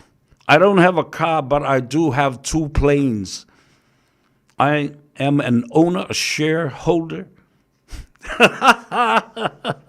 of 2 of Samoa's planes, civil aviation. E lua valele. Le mitanga le na. O tangata Samoa. Wha pipi ilona ingoa. I le valele. O le valele ai. O le valele o tangata Samoa. E so sao se 5 o sea la ia i tutonu. E ta i 5 afe le sea. No tau si sila la ia le iai. Le loto nu o le atunu. E le ngata iana auta alo. E malanga whaavao malo. Ai maisi o te tai o le atunu. E o i fontanga e whai. Whaavao malo. Samoa skolsipi o le whanau. Samoa e malanga mai atu nu umamao i tu e fio le lalolangi ma le kelope. e le toe alu sesi se va lele a sesi atu nu. E o mai so e tumu lava le airline. Samoa Airways, wa tumu le vases. La me fai, to mai lisi va tolu fleet, ya va o le fleet, to mai marisi. And this is how we build up, as in the travel industry and the civil aviation industry and companies of Fiji Airways. Well, tosi sila yo le Fiji Airways. La se ei lisi tamaloa o le tamali yo le atunu. Sava ia fo le Polinsia, ma le Samoa Airways. John Nichols lale se ina. Mo whewai tamali I arta mamai o le atunu. Ona ua le maua ni avanua I tonu o Samoa. Se manua o le latu to mai maanga waa na e au ngā e whatu wai le titi o Samoa. Ona pisinisi ma company ma tina e uma. Ai mai se lava. O le vale, tātou te fia I ai ma o tātou a inga e me whai. O a whalawe lave, tātou te fia I ai. O le lava wafo I lava so o atu tupe. A tātou o atu, se tātou mili tino ma, mili ala whau. O le maliu o le usui o le fono, o le tua o le malo, o le whai poiponga, o le umusanga. O le aso whanau. O lotu whabanatu, o tala ngā teu, o āmea uma, o pehau whamawai. O le a whaingo fie, o le manu lau tī lea, o ta oto mai nei. Oi se Samoa a le fia mita, ma ne. Na ola ia le whai I ungo le tausanga, ua whai ia tufa tufanga, pe ona whaia. Be on a fire nei. Take the Samoa National Provident Fund as the finest example of it. E whai uma ia I sa whanga a le atunu uma tangata whai ngā luenga. Wane. Na mātala noanga muri ma le sunga le papali tele a o le I tu malo. Lea toa manu. Le whai ila o tala. Tangata lea. Le tamali I le tauna whai ele upulena. E talo whai ua mali liu toa. Ua mauai a upenga o le taua. Au te tatalo ina ia iai po ai le malo. I le whai ngā panota. A ia whatu lai mai pea. Le medical insurance lea. Ma whauwhaunga lea. Na ia manuia Samoa. Ma wha ma avenga. E la ua I o tātou tangata. I whafo, I whale mai sili ona tā ua le tonga fitinga e whai mai ai. Alalme wo ma maua I Israel. Ai ale whale mai matautia le nale. The Pacific Private Specialist Hospital. Tolu whale mai, Nandi Masuba. Talusia, ia whaau ngā pēr le nā. Scheme wawa umana pasia le parlemene. Na pasia le vaitaimi. Le pa inga lo na sifuru male ono. Ele sunga atu le epa male I chapipi. Malana whainga malo. Na pa wala le me whai ai. O le whatu langa mai o le awala. E tau wai o na whau whale mwhatino. It's already been passed by Parliament. All we need to do now, whatalanoa na matau, whatulanga mai pe whape I on the implementation of this project. It is going to be a lifesaver for Samoa. Waila ila wali ia na pasi ia matau pula. Na sunga tulepa male chapipi. Ai ina ua whaatulanga atu o le fast o le awha ngai oi. Ai o te te. Tau sola mua e tulepa. Na mua whai mai. Oh, I le whitau. Oi, whēni mea whapea. So contradictive. You were in parliament at the time, you were the prime minister, and you passed it unanimously, and now becomes a law. It's just a matter of fact on acting it out and putting into practice implementation of it. Whata mo e lo le mea. Ia lau te whea, talusia ai wha wau, walau te whalongo to e wha wau. The medical insurance le nā mō Samoa. Talusia ia wha ingoa. Ia pānoa medical, ia pēta o pānoa Samoa medical insurance.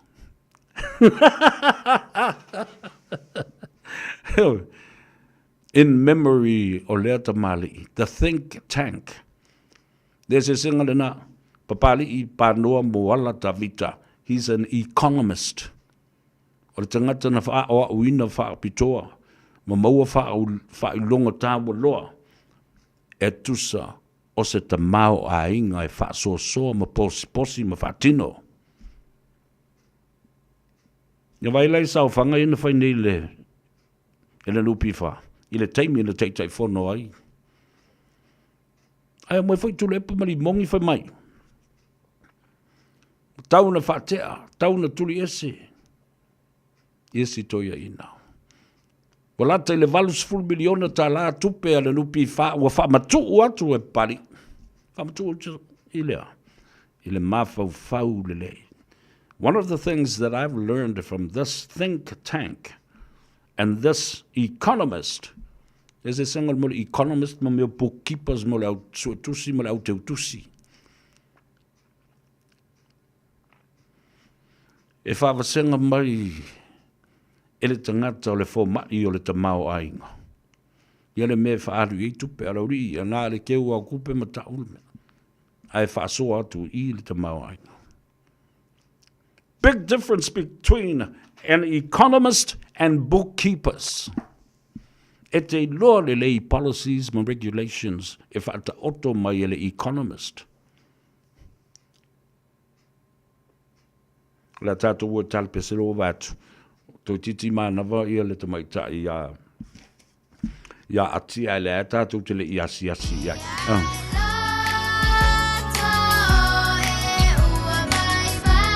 We'll be back with Ati in a few minutes.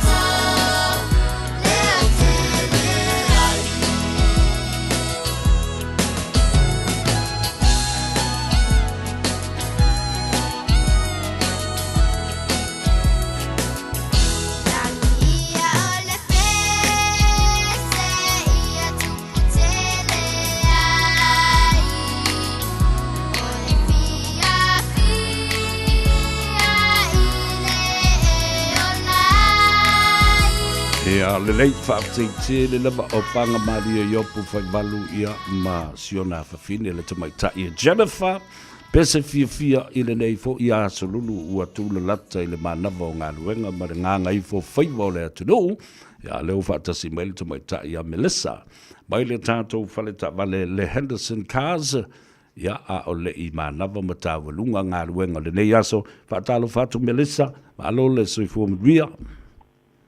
Ia soi whamangela runga, ia whatala whātule malu tata tunu olo o whapena o nā whawhanga mai le ni tūla le awhiawhi.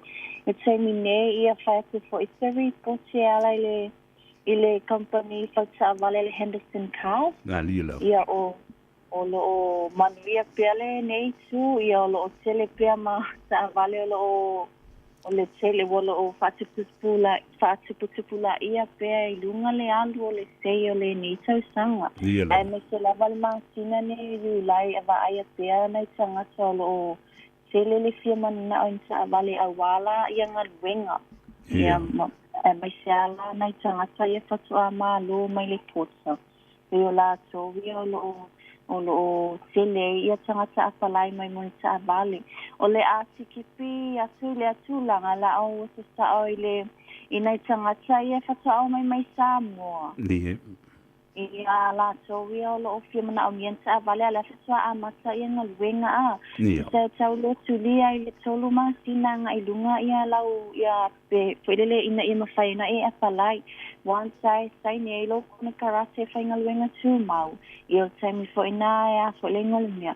E te sau, e te su mai e peti asi mai fo ilunga au penga to whailangi. E whai sau apalai mo sa avale nei tangata ia whatu awa mai Samoa lau whai ngā luenga. Tau le tulia suai le tolu le ono masina e te apalai e. One size ni le kona karate ia o na mawhai loa leona e apalai mo sa avale. A whapeo e le iso lai sene. Ia mawhai na mato whaia ia lo apalai le tusfolau. E tutau lava ona i se tangata fo i le whai le lai sene o tau ainga. Ina e mawhai ona whai e le insurance o le tāwali.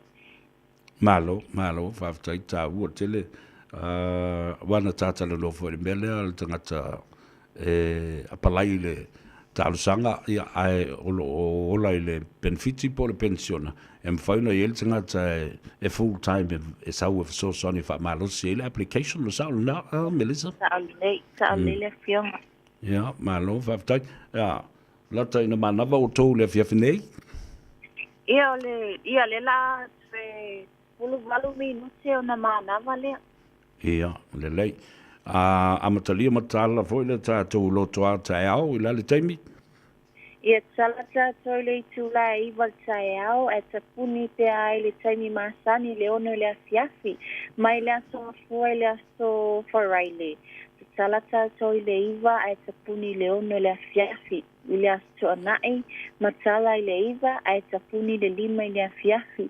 Mo e o manava mai ngā luenga i le afiafi. Ia mawhai a ona tauwhi au tustusi mai lunga upenga te whailangi. Pe wala au mai whalimata nunura really fua lea le ovar se lau fitasasi. O lo ia mato, like, mato tangata whainga luenga o lo whapena, ona whainga luenga mai ana i le ono, i le futasi le afiafi, futasi ana nei.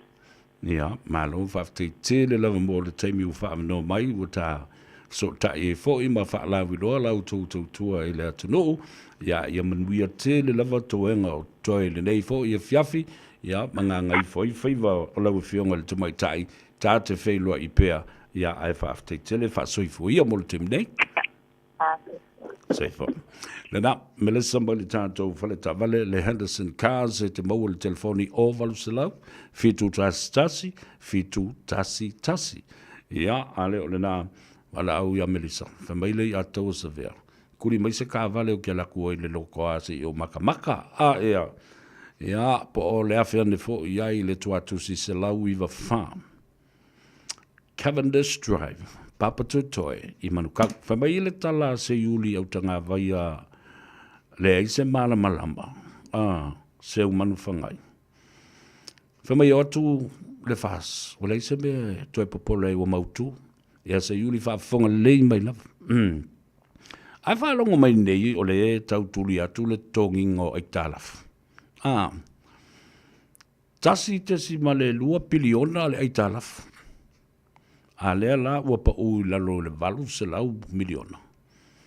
E o atu foi ua fitu tausanga o le mwhai ona toe whaise ai talaf was ale fast. Aisea, o silia atu lunga le 5% o le whaitaunga le nā e fua i ai le malusi anga e mawhai e ona toe loan Samoa mai whale tupe te tele o whaasai le monetary fund, IMF, International Monetary Fund, whaasai le World Bank, whaasai le Asian Development Bank, ma isi la, o le mea la lena whai e Samoa, o le a isi solo i a tātou pā anga fōi, o le aisi whata mali. Le mea lena se uli, tauana e manatua le lei. Le tau tutongi indo ai tālafu. Le ngau o le tātou valele. Ma le tele o tu la fono, so on fai, sui ane le mea, sui ane le mea. Le mea la lena, e te ilo ai. I le wha tustusa ina o le wha tausanga, i le tau nuu atu o la uli mawhia me. Ma le wha se fulu tausanga na se ei, i le to ina le, le o tūlunga sa vali, wha to a i loa le tūlunga, e sa vali, e sue, ni sui, tā momoe. Maalu e tau anau fina ngalo tangata.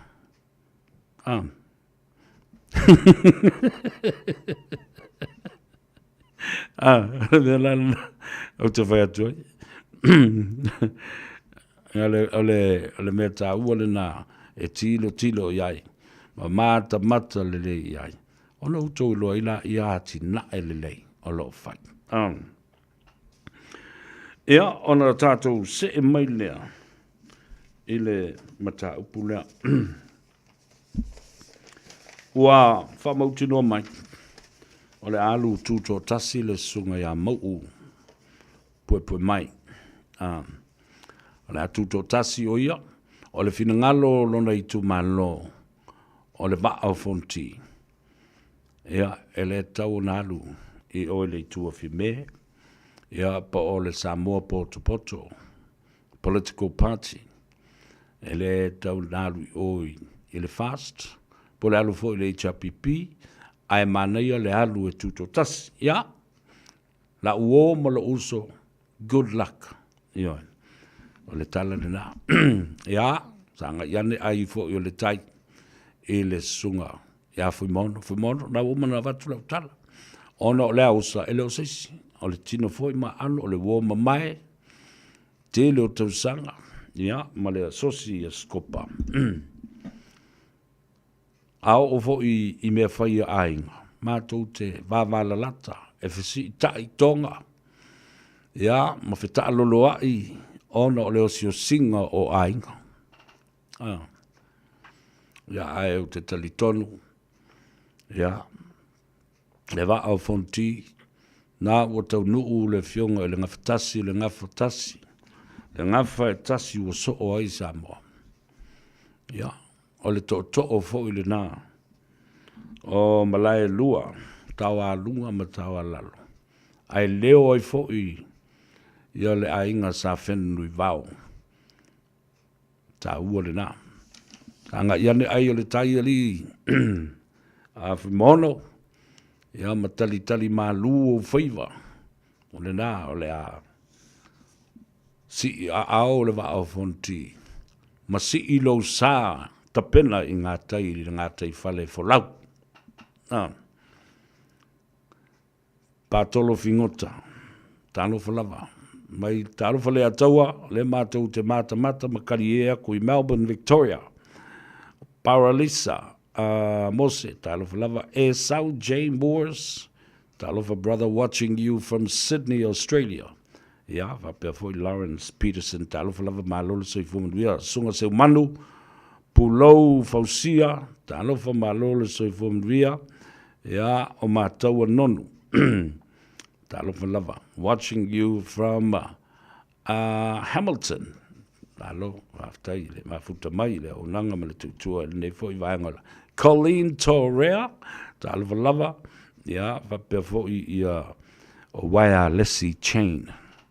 fa mai ia wireless sa vea to usu masa pe sele umalo via fa longo leo fa ya ku hello Alice.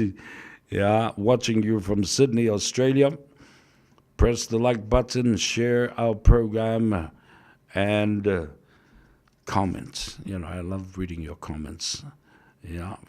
Pena fo yo na tufal tato por la fatal fabito la vel tamam tu si matuainga le fionga ya yo fo yo ainga ma venga a leo te va ma losia la to ina le fionga ya masoe tauli Josefa ya fa pe fo ina yo to fa fine fortino ma erolini Josefa le tamo fo leni ai moise fo le uso ya vai singano ya nala ua kapena ia le tulanga o ia sui tau va fa o le ba o fonti o le sunga ya se ula le o va ya tu le sa ve minsta ya mana tu la va involve lava ya mo i tonu lo fa il kapeneta ale to ba ta i palmia ya fie me ya fa pena fo ia le malo tau ave mona ia le me te fa no ai lama sa o fa longo ai le sa noanga le fionga le tamaita i sa fa pito ina wata tala lo ia lo lato fa moe tu sai male tu sai male fa lawi lo ina le lato na vatau le Samoa poto political party le meo te fa no ai i la fa longo na o le vai sa toi to manatu ai I upu ale fionga le sa fa pito fa pea. Ele ai se mea la uli sana ngā yo ingo whaia I le malo. Nei se mea. Sa u toi whanno no fo I le la fonga fa pea le sa unuanga le fionga le tamatai pāne mia tau ave. O le vau le fonga tia ma le vau le whangatai I le fast. E mafua uma mai lava. I maoli anga whaasanga I alauri. Nau matamata la ia lea I tū o upu o anga ma ngā o inga tangata lo whaia I lunga o le social media. Ma le penga ta whai langi whaasanga I la fonga ia ma le vaenga I o le launga le fionga le tamaitai. Pāne mia o le tau. Malo tau awe. O upu e la lafo e tangata. I le aisisi ma whai nofo I lunga o le social media. O le platform po le Facebook page, po le Twitter, po le SpaceX, po le Instagram, po le Linketh, or even the YouTube channel. No one or any Samoan scholar can ever take a place and sit 24/7 on any of these social media platforms and try to edit and correct the language and the dialect that the Samoan people from around the world are using right now against the Fiume. Whaasanga I te maitai. Pānamia, o le mālota wawe. Ei tala istangata, how dare you? Fiume. Whape wheona e le lafo, ni upu whape le sunga la uli al mariatoa. Nalo tonu whanofo ama, mawhau pia I ai ma.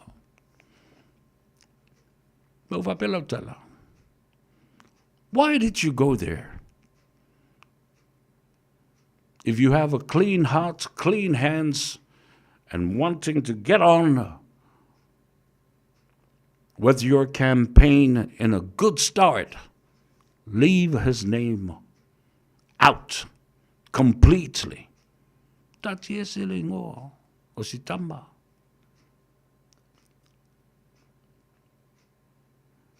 Ia maua le loto wha maangalo o lea. Woto e susu e. Le itu lau fou. Le wha lau fou lea ua e alo mai I ai. Sa nga i ane la ia leo ai o le tai. Ai toi mo mono mai a i nā. Le lea o ngā o le nei tangata.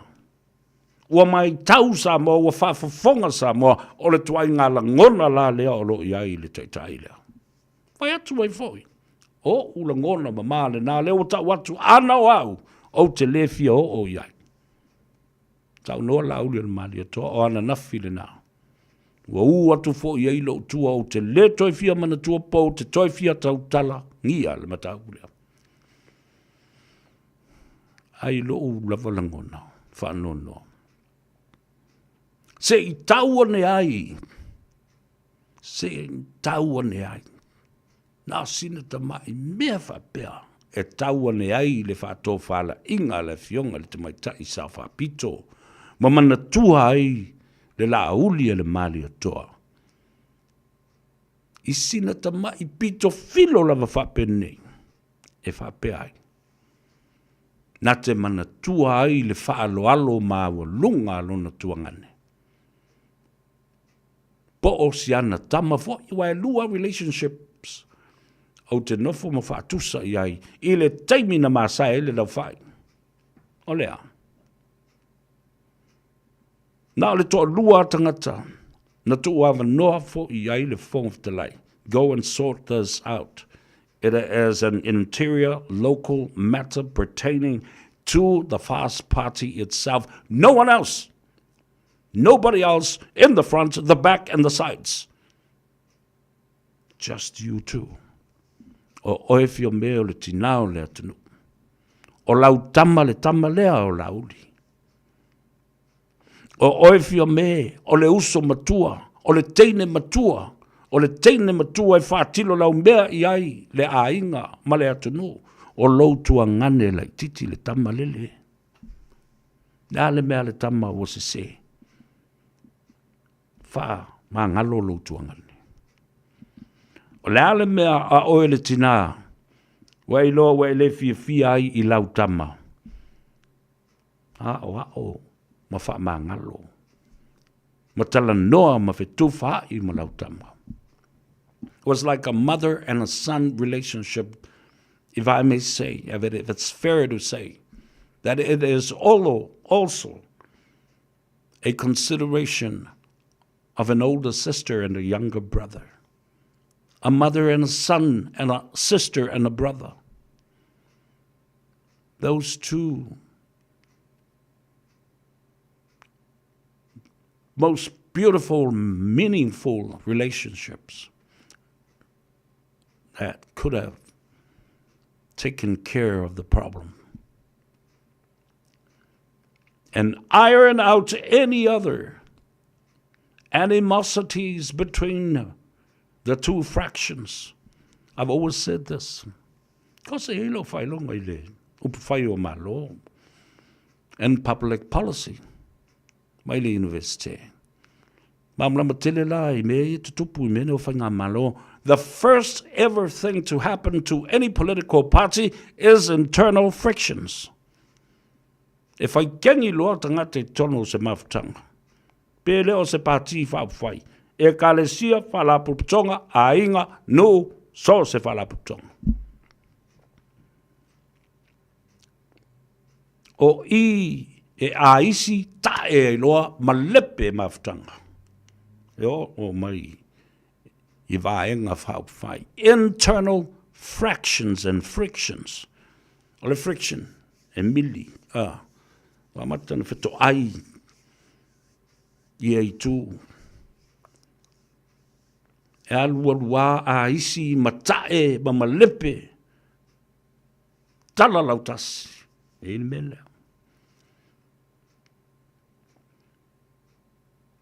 E tula I mai lo se me whapea. Ai le mawhai ona fo I se taimi vave. E malepe matala lautasi, masala lau I le ala. And who's going to pick up the pieces and put them together? Somebody was willing to do so. The other wasn't willing to do so. Le mea fwele nā e alai ona ua lofa le fonga ftelai. Sa te tauna ia whaia le mea mua lava, tu tuli loa, nā watu loa tusi nā tuli tona, tuli loa. Awa na mata le noai. Au stanga te whamia ina. Mau te whamaulalo i lumo le atua. O eis le fonga ftelai alu sau, tapa mai fua. Su el tangata na o le ato o savea, au mai se i mata le noa. Mai se o tango su el mafo fau. O le tangata leo o savea. Ai te ua whea tulu whaiwhau, la me te mana o ia savea. Tala le fonga ftelai le whaiwhau. Tulau Samoa, te wha maulalo i lumo le atua. A wha pēl tamal na o te le wha longo i ana wha soa, malana polkala mel na le tano awai. O te fia tele iai. O te wha longo iai. Mai tele mea tā ua. E whanau mai le polkala mele na le tano awai. E te masani le tangata lea. A tali le whaiwhau. Ma te tau songa. Te ilo ma le fonga ftelai mai. Oh, o na winga lana ia te o se nu mele mo el tamalea. Whamal mole walau. Tā te wheilu ai mua. How I looked at him as a father figure. O le tamali i ngata i tamali. Mai te loa fo'i. E susulu mai i ona fonga malana saunoanga pe atu lei mamalele. Le sunga le pali tele. E nanga o le alo le tupu. O le alo li. O le alo le mali atoa. O le fala. O le ainga sa mali atoa. E fola i luma. E lafo i luma. A o le malu ia o lana tofa. Iona winga whaata mali i. Whaatauanga whau. Siana soi. Au te whawhatai e lawa i le tua. O le maua awa noa. Pei no whai atu whoi. Tō la iti a whongftalai o te lei whailoa iai. Au le tele o whongftalai. O mafuta iai. E o lava i le fionga ia taula papa. Le tamaitai le tina. Sa tui whongftalai le tele o tausanga. Ta masava vali ma matala noa whaatasi le aso na mātou oe mo moli le sā o le mali atoa. O le ata oto malanga mau i murinu ui lona loa. Masava vali ma matali tali e ma le tina. Talo whai le fionga i atau papa o se tasi o toa. Se tasi o nā whanua o te mai tai Samoa. E le ngata i lona sao le whaipule a o le tina lau i loa le atanu se o lava i nā vea. Ma sui fonga ftalai o le mautafonu ma le palimene o Samoa. Le ota le ulua i ali, o le pele, ma le wō, ma le tamā, ma le uso i atea. Ma te sao whawhai ma umi o na mawha soa. E le ngata o mea lo ba a ingo mea le tu malo, o mea le a onga skopa. O taimi o onga, o tā alonga. O le wha amatai, o le ngangana. O le vāna nofo le tu malo ma le nuu. Iana umalo le whai mai loe tau. Pei au whalonga kuele au ngalo leu lua iari. Mai pei e matua lo leu lua iari i lo leu lua iari. O whai lo ia. O lo manatu le na. Ta whewhe le umi o na tā mafuta. A leo e te talanoa mai. Pei e matua lo leu lua iari i lo leu lua iari. O nai te malama le le iai. Usunga mali to tau le papa i le alo le to whae ono tono mo ta le teino samla. Ulu whae le ngafa. Leo lua ia li matua le no foi mo ta.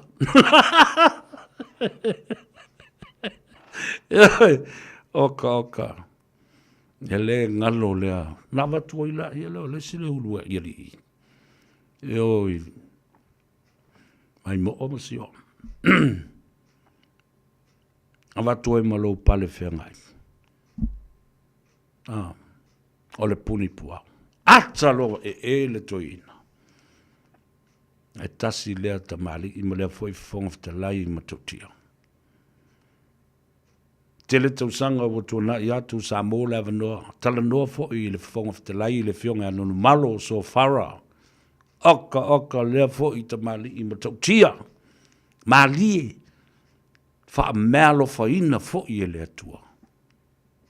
Renga te le whonga o mafau whonga o e sawa upu e mamalu.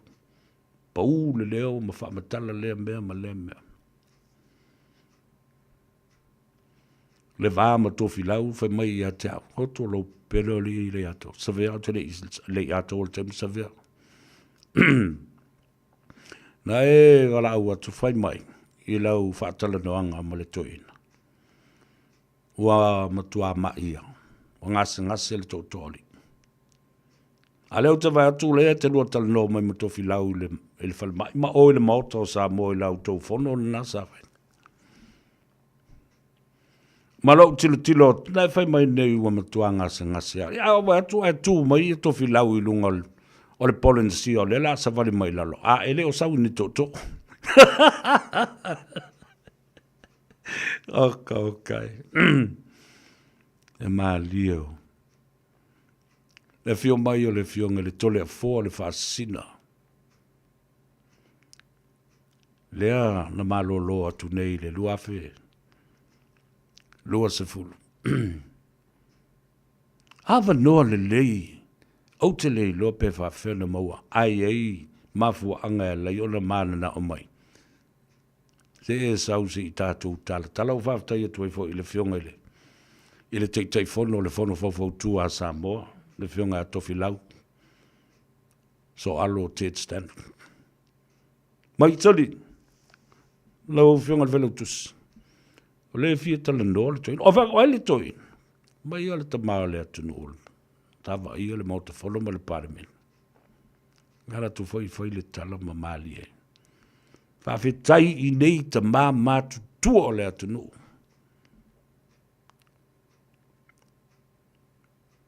Malanga mai le sunga le a tau o tolofua. Maua le avanoa mā te whaasoa ai. I mea sa whaatino i nei, a o ta milo, le malanga sua tupe a le tātou au o le manu Samoa. Oi, le ia la lea o tātou whiloa. Ia na mau fwoi le avanoa e whaasoa, so se teimi. A malanga atu fwoi Samoa, iei se teimi e whiloa, iei male, sunga le atou a, vea fwoi ia ma whong ftalai.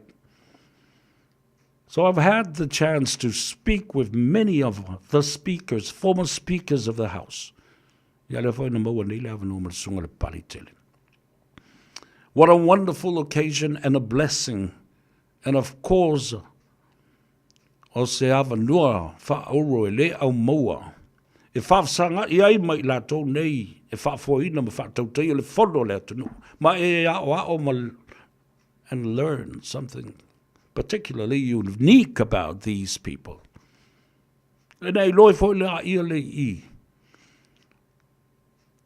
O whale tangata e whau ai tangata nei. Tu lou le taulangi male.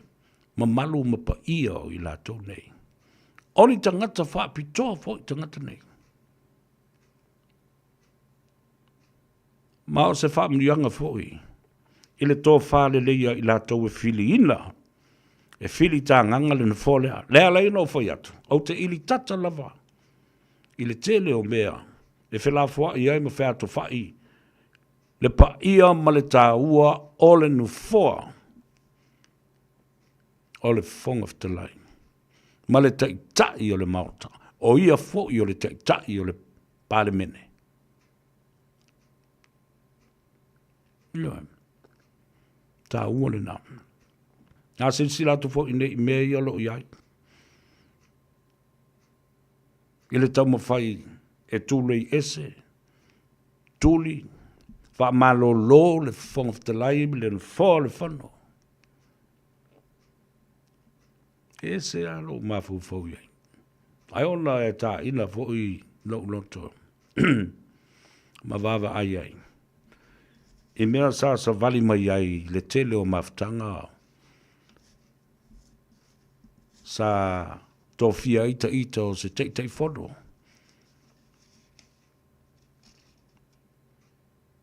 e whātua ma whālango mai, le whātautainga ma le whātamoenga, o āfuafuanga, whāsosoina ma tāupu, and how to treat different issues from time to time.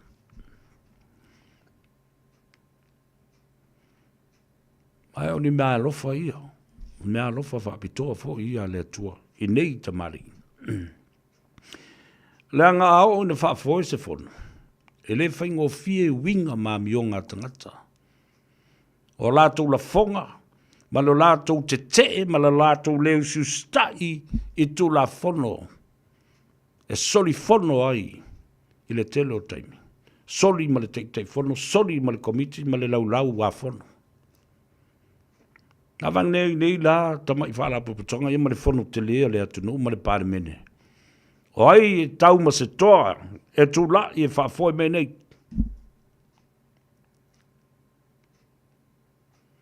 But you learned from the best at an early age within your own circle of friends and families and groups, societies, organizations, whether it's an old boys school or telewhalapoputonga. E te au ina mai le tele o mea. I whale a onga ese te uru whale iai. E whau ai lau tangata. E sui ai e tangata le ulo malafo I a te oe. A o oe fo I e te sui mawhatu le titi e toe lafo I is tangata. Mea lofa nā le atua. For my Kyla Lee, watching you from Alabama, Mr. Lea Tausavea in the mainland, whaamni atu le atua. Se manu talova, pulou, I ama o tau uma lo mafuta mai, I lunga le tātou, a whalinga le tātou wo, su e tātou telefon, I vai whanua. Langa tā ua te le tātou malamlama. Ina ia maua ICC, tūlanga I le talo le tau, tātou o mai loa, tātou tala noa I le whaamoe moe o le tālonga le manu Samoa I le aso whareile nei, ia, o le I tāwalunga le tātou porkalame I le awhiawhi nei. Se I wawa I atu ia le tātou news, ia, lea la o sau I, ia usi mele whaafonga o tātou telefou mo le tei mori I le ngangana Peritania.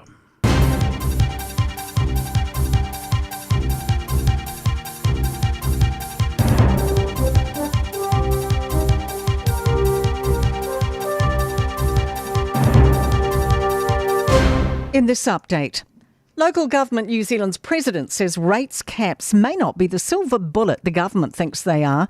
Ministers told councillors at today's countrywide conference of councillors and mayors to cut spending. Speaking outside, Minister in charge Simon Watt said a decision on rates caps will be made before Christmas. But Sam Broughton says rate cuts will mean compromises for communities. And a rates cap is, a decision out of central government. That doesn't leave the flexibility for local communities to think about what they might need in their local setting. Open plan classrooms will soon be a thing of the past. Education Minister Erica Stanford's announced plans to build all new classrooms with standardised designs. Rangiora High School's already spent $1.5 million removing its open plan style classes. Principal Bruce Kearney says it ended up being distracting. They're noisy, will tend to be noisier, but it was also the combination of 60 kids, 2 teachers, the whole deal really didn't really work out for us. A woman and her daughter and her niece were the victims of yesterday's fatal crash in southern Auckland's Waiuku. Frances Sisi Latuvailia died with her daughter Oniahi and niece Mali Tulua when their car plunged into a creek.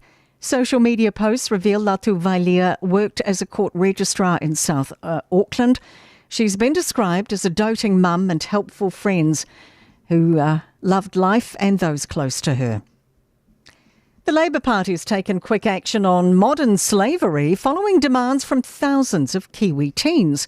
Letters were written at World Vision NZ youth conferences and universities this year and delivered to the steps of Parliament today. Labour's Camilla Bellich announced a draft bill which would put in place an anti-slavery commissioner. She says there's currently nothing addressing modern slavery issues. There'll be a chance to see whether that commissioner is effective in their role and a chance to look at whether there's more that needs to be done in that space. That's news.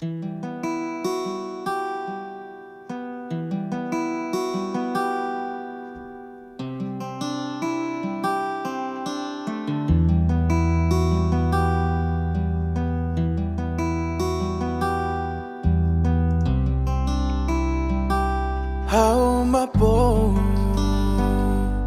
hele mawasito afile muilo uluto, siya ufana I feel it awo tilo mataufono, una oloi mata baby di mai, ngona le Faiva ai, siya ufana ufetangi si mai. Langona ilo uway sa Faiva ay Maimau e peano pe umanu lele Se manu te atia o ele pele E tapua ima Lena Tawalunga toi e tātou telefou I vai whanua I le nei fo I a solulu Ia peo no tō whaafonga e pei se ainga Pasifika lea na le vea le tātou tā vale ia ki lani saute i lea so nafi. Ia mamali wai ia le tina malana whanau teine e tō lua. Ia leo te whanau tu nei. Ia o le tina e lau i loa pia se ainga Samoa po se ainga Tonga. O le tina lea. E ngā lue o se le stala o le whaamsinunga. I au ki lani sauta I po I fo I manukau. Ea a whai o se ainga Samoa po se ainga Pasifika. Ia po o se ainga lava o so se atu nuu ma so se lanu ma se ngangana.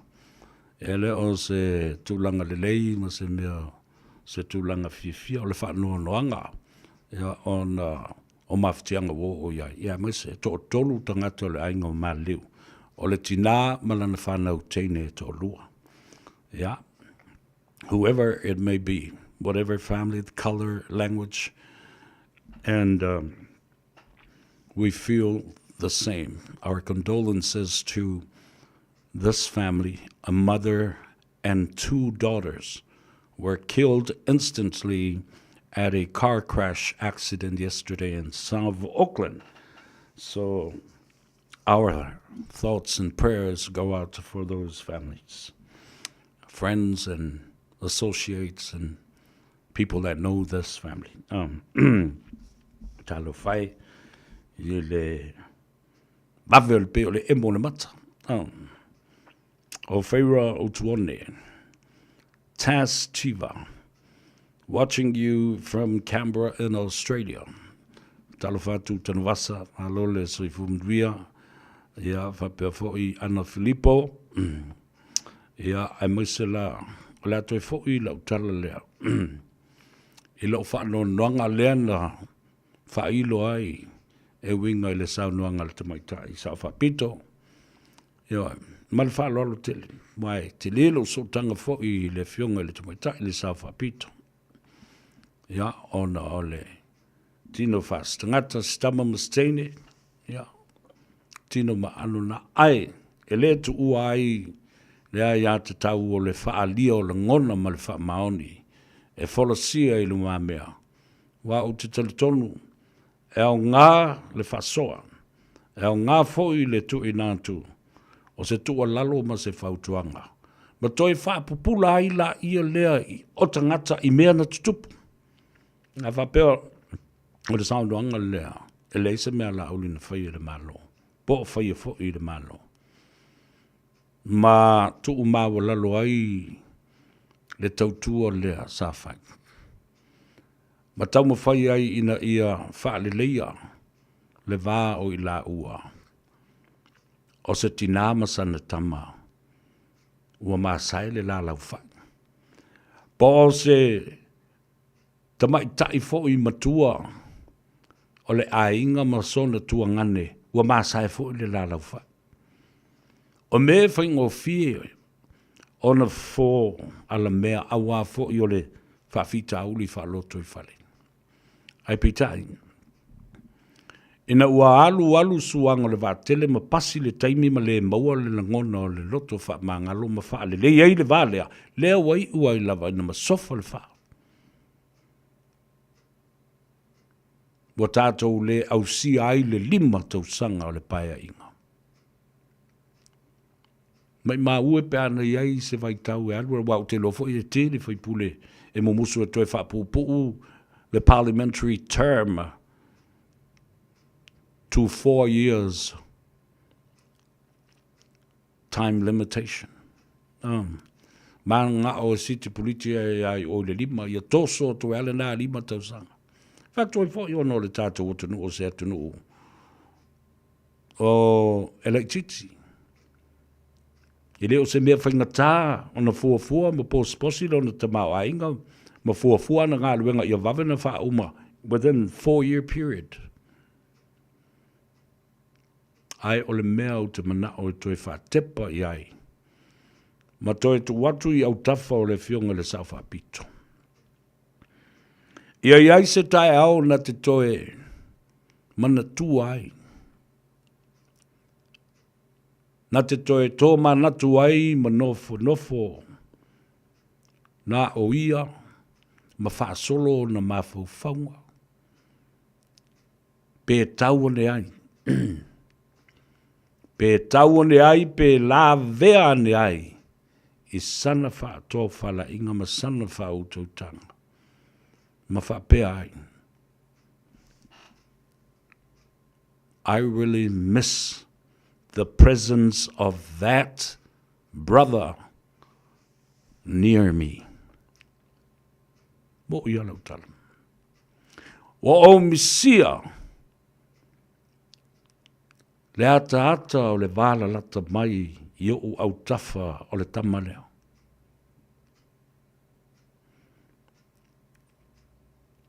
Awa o le mea le nana tupu I atu lepa.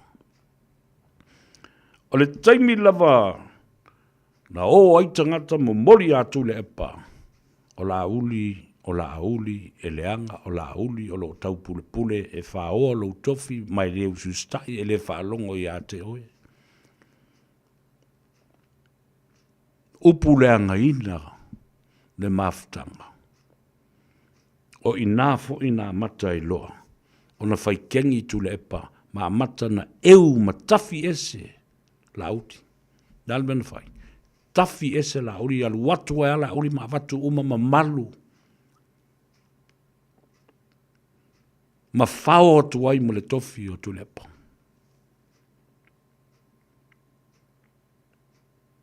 E le teimi au iei la uli tono le chapipi, e le ai se me ma sepu, le anga e tausi tupu, e I loa tausi le wā. E wha alo, e tau la mua, e tai I luma. E tai, ma wha tai inga, I luma. This is something that I've read. E tā ua tele le mele.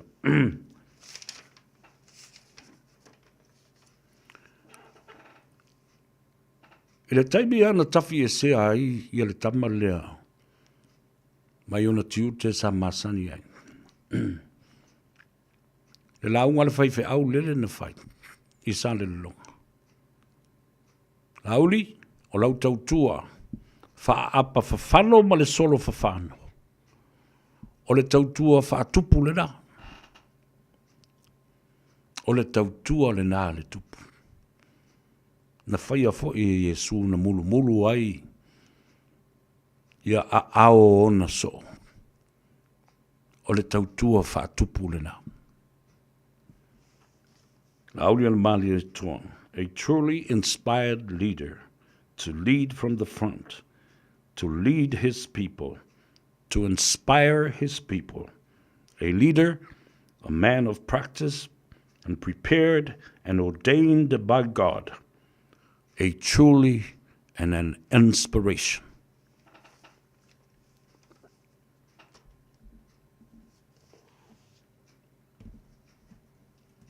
Lea foi la matalona tafi ese e fia me. Ina ua upu wia foi, ma upu lea ngaina. Ma lau atu iai le nei ma le nā. Na tafi ese loi fia me. Wa tafi ese a atu ai foi ma le mamalu. Na o mai fo iai ma puapua ngā.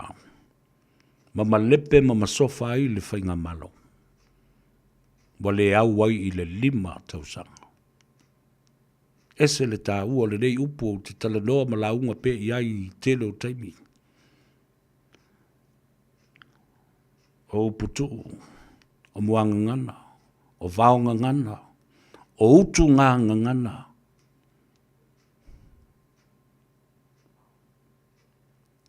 Le vā. E le uma le fo'i le upu le alu mātou tama. Nā o le lua matai tusi, o le upu, e malepe ai le whale ali o Samoa. A malepe ai le whale ali o Samoa, e malepe fo'i le kalesia, malepe so se mea. Le vā tapuia, nā o le lua matai tusi. Vi a o le vā, o le spela ngofie, lua mte tusi, ta o ngofie, whaleo ngofie, a o lona tausinga, it's a $1 million. Toi fo i maila i lea.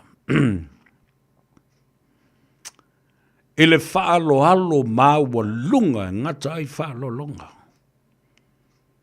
Na whaia le tama i lona tua whawhine. Na whaia le tama i lona tina i awhia me. Su i le pale, fatu le titi. Tā pena le asoa.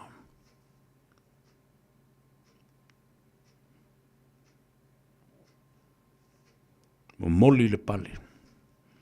Mo moli le asoa. Sulu lona titi. Mo moli atu i lona nofo ali. Whaaloalo māwalunga le nāu te iloa, e le mawhoi ona toi whaangaloina i awhia me, for the rest of her life and her days. And everybody will remember that, including myself. Whalongolongo whai whiau, whalongolongo ta māma tina, mā tutua le tunu, tai i o le tunu. So no matter what has been said in the past and will be said in the future, people will remember these significant events. Le amana tua e le atunu tu ainga whaaloalo ma tautia whapene. E le au maua mai le lau maua. E le lau tae au. Ma le lau waso whapea Samoa. Ni mea e whaia i se tautua whatupu. Io. Lea no vavai e ile. Ile toe a malingi lo I mata ma tala no lava. And I could feel that Lauli still has so much respect and so much love and connection to Fiame. O lau analysis nai lau vavai le tangata. Tulau ona tamari anga ma ona taulangi. Tangata, wa tā pena e lea tua. Lea le tala le whaiwhau. Ia lauli. Ia o ngā. O mawhatianga ma o ti ngā. Ia o ngā. Awaia. Wa ua na o lea tua. nā te wha māina a venga, ma wha malū i ti ngā. E tali mai o ti ngā, ma o pua ngā, e manuia o le lumanai. E le ngata lai na manuia i oe, e manuia o mai ma i lato. O lo o tau milo fatasi, ma o tau wha uowo, ma sāwa vali fatasi. Samoa wane ngalo ia te oe le ta'alonga le tātou au o le manu Samoa i le asfarele a Sunday. Ia. Tā le fitu, le ai, tako mai luma. Afa le ono o kiki le polo. Lona winga taun tātou o le Apia Park, o i le Eden Park. I le pole tāu le wha, mana i le tātou vave i ai, manu o maua le masele, awa o le nāfo ia fiafio leo te vava i atu. E iai o le tala o le tau e timu. Lona winga, a tau nuu loa le atu nuu. A ngā i mea ia whale fo ia le kawama. They have rooftops so that you don't get wet. It is predicted that the weather will not be kind to us this Friday evening. So it will be raining and it will be wet. So please wear something warm. Yeah. Ta owi le leile tino jackets e mo le mawhanwhana. Whai le pulou, whai se vai boots mo le wa o le susu ma pala i le malai ma me e anga i tangata e sori atu lea mea ma. Ai le whamalu, you know. Ai le whamalu, whai le ofu mawhanwhana jackets e pui ai. Ya, wa pena fo i ona maluti ai le soifua o le tunu. Ia, ma fa pena fo i ona mapo le tapo inga ma malu o le tātou tunu. Ia mantua fo i. O Faiva tapo ia. Ia o Faiva mduia na. Ia le fa pe kako ki o aku. Ia ma tātou te talo, ma whalangolango i koleninga, ia lava le malosi o tātou tama. E le fa pe kako ki o aku, ngonga leo le mansa mo e kama mo elungo paku o Scotland. Scotland is a professional team and it is tier 1, one of the top 10 nations, rugby nations in the world. Anyway, tātou whamanui ai le tātou au, mai i ed o lo te tai mana tua o le tālonga whaitau lia mua lava le nei. A le tātou whaia o ngā ulu, le whionga le suafa i a le malu, tusi pisi, tusi ata pisi, ia, anga leile tua, i maua le tō whāle lei i whātuntunu o le tātou au, ma le whilinga o le tātou au. O le pulenga, ia, mai lātou uma o a whia i le pulenga le au. Sua Hazard Jeremia, ia, whapefo i le fitness team, o le tātou fomai, o le o tamata alo uma, o le au whaleo leo, ia, mai lātou uma o le au ofisa. Ia, o le tatalo le nā le atunu, leo o whaleo atu le whiawhili nei, ia, malana tāpua i ngā mau. Ia, tārusia. Ia, auane iai, ia se tasi e manua i se tūlanga onga, e whaamuta ai ia le olanga ta alo, ia ma le olanga tautua, i le nei fo i ta'alonga wā Samoa malona tau le leia. Ia ma le atina e o le ta'alonga la kapi mo le anga i luma. Patalo whapitoa lava i le sunga e maulolo. Fata Wellington e Malifa. Le sau tō whafonga mai ai o mātale no antua i le astona ina se ima vātu nei. Ona o ia leo le tamali i o lo o tāpena ina whaasale launga. Ai mai se fo i o le polo kalame o le aso. Ma isi ta'alonga wai lua, ta'alonga whaitau lia le manu Samoa. A o iai i New Zealand nei. Ia, o le ngalo, le malai Eden Park, o le a whaatino ai i o le ta'alonga le nā. Mo le aso whareile aso nei. Ia, alo wha mai le tua vai lua tusa so tātou manuia. Ia anga le lei fo i I nai o tātou mātua o lo o whaafonga mai I Maota Malawa mai se lawa fo I whale o tangata mātua. Talo whātu le mātou tina. Lo whalangolongo mai. I tuā I so laua. I le mea na whae ai le aso le rei. O whaku mamoe ai ngā ungi koe sausisi a pia. A via sausisi a pia. So anga sanga solo whangua ki ai I a pia. Be vai sanga povi po se asin ya e ki e voi I a pia. Ya o le talafifi le na whaftai tina. O to uma pupoli. Ma lo tātou nuu atoa. Whaftai atu lo tau anga lei. I le minista, whapea foi lana matanga aluenga. Ia, sui foi o tinama to mai tai maanga so tai, pule ngā nuu. Ia, mawhio anga ai meise foi.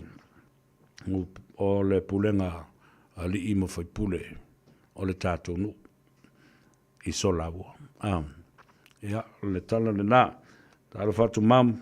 Ia, ai meise. Whatalo foi le tinama tua foi o le tātou wainga. Le fionga ia fuatino. Fa mele e Sarah Avia le fionga de swafa ya le malu tauma oe ya po le fionga fo ya I inga ya me se fo le tua fine ya torise male fanau na lo le on sai male fa to ne yaso to yo sanga ya ona savalile le tato tene a tato party patia le fionga le tamaita ya fortino bella ya malona aso fa pitoa ya te iatu ia I le atua.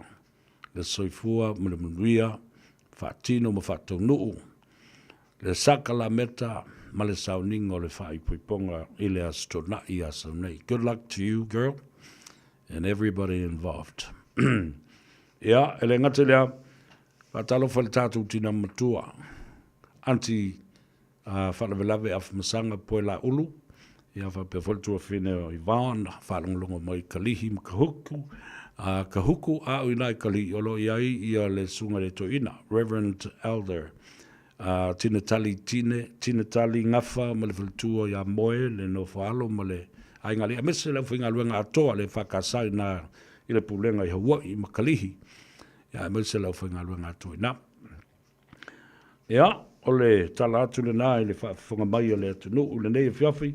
Ole oile e sawe Faiva pe au te leilo atul tangata leo la sawe fatino ia le whaafoina o le pasimoe ia male va amoe leo whaakari ai le au sala whai ai whamangalo se leo le wauna o le atatou whailo I le aso te au manuia malolonga ia a whapea fo ia le tulanga o osinga taulanga ia matali ngā sua o le nei fiafi. La sua le pese le atou se vea.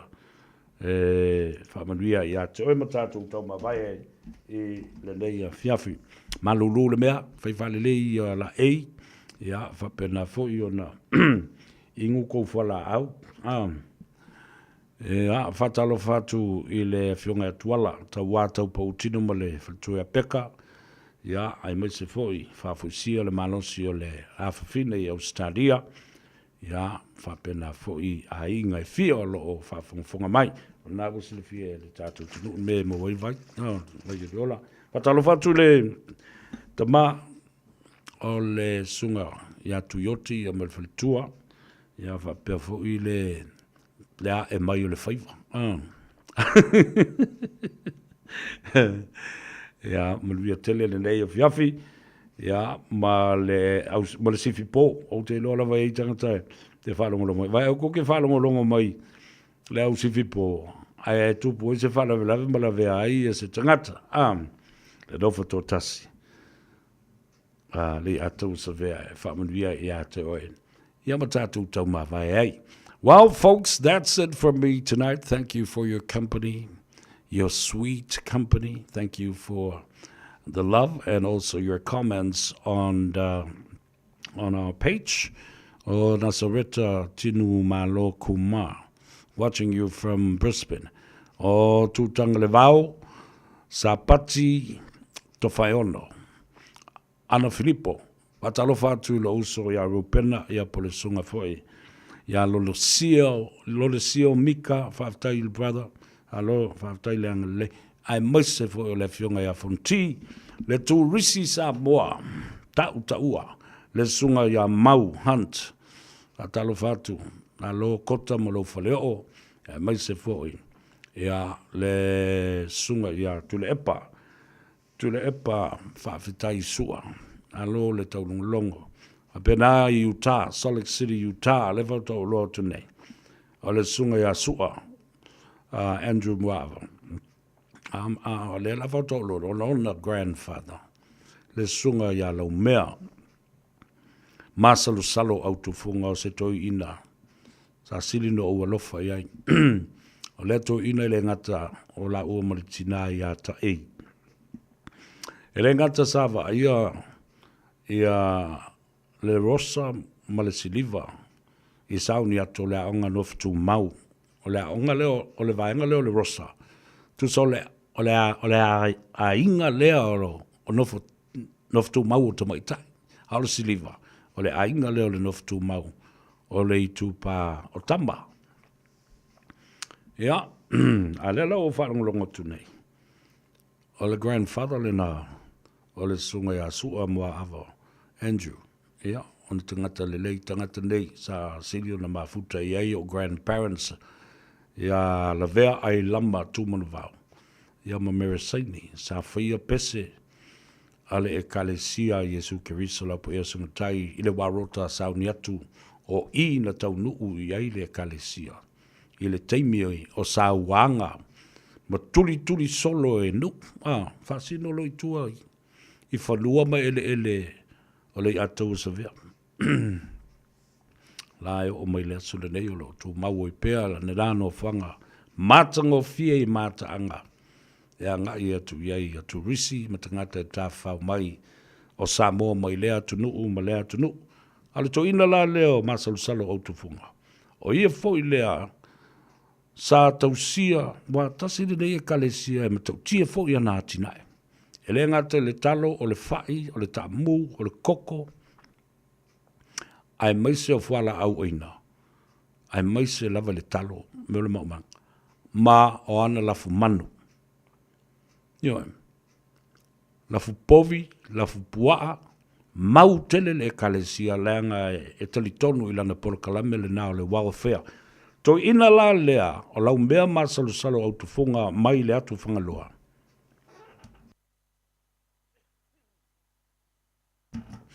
Sa ola I whaato anga le kalesia mamona. I sauni atu. Ioe. Well, that's it. Ladies and gentlemen, those are the stories of our people today. Ia manuia tele lava le nei afiafi. Lo whaatu ile mamalu le atunu tu ua outou se tasi o pese le atou se vea. Le nofo tō tasi na tūsia ele tina ia vai tupu to whaiono le avasai mo taa ma vai ala. Ai wha leo loa ma pese mausu e le atou se vea mo oe le fiafi nei. Seifua ma ia manuia.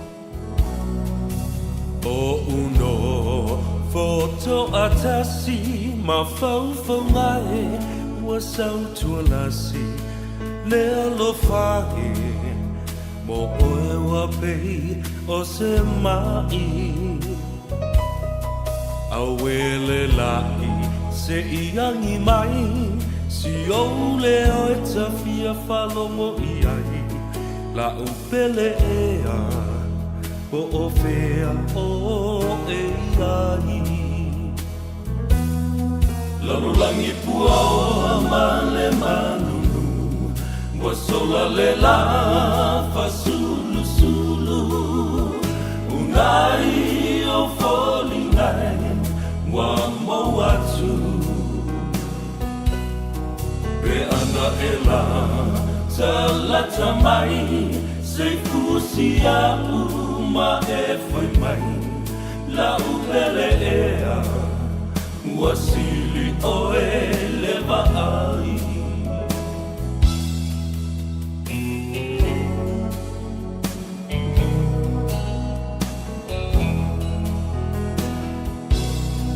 e moni ai o Solomona o vai e telele tinea le lofa e sole sami Ma le au e feta feai Le timu ngai se i tō mai Wa o ngā lalai le fia inu mai Whai mai e so tana Po o a upele ai Lalolangi pua o a male malu Wa sola le la fa sulu sulu Unai o foli ngai Wa mo atu Pe ana e la Talata mai Se fusia uma e foi mai La upele ea Wasili oe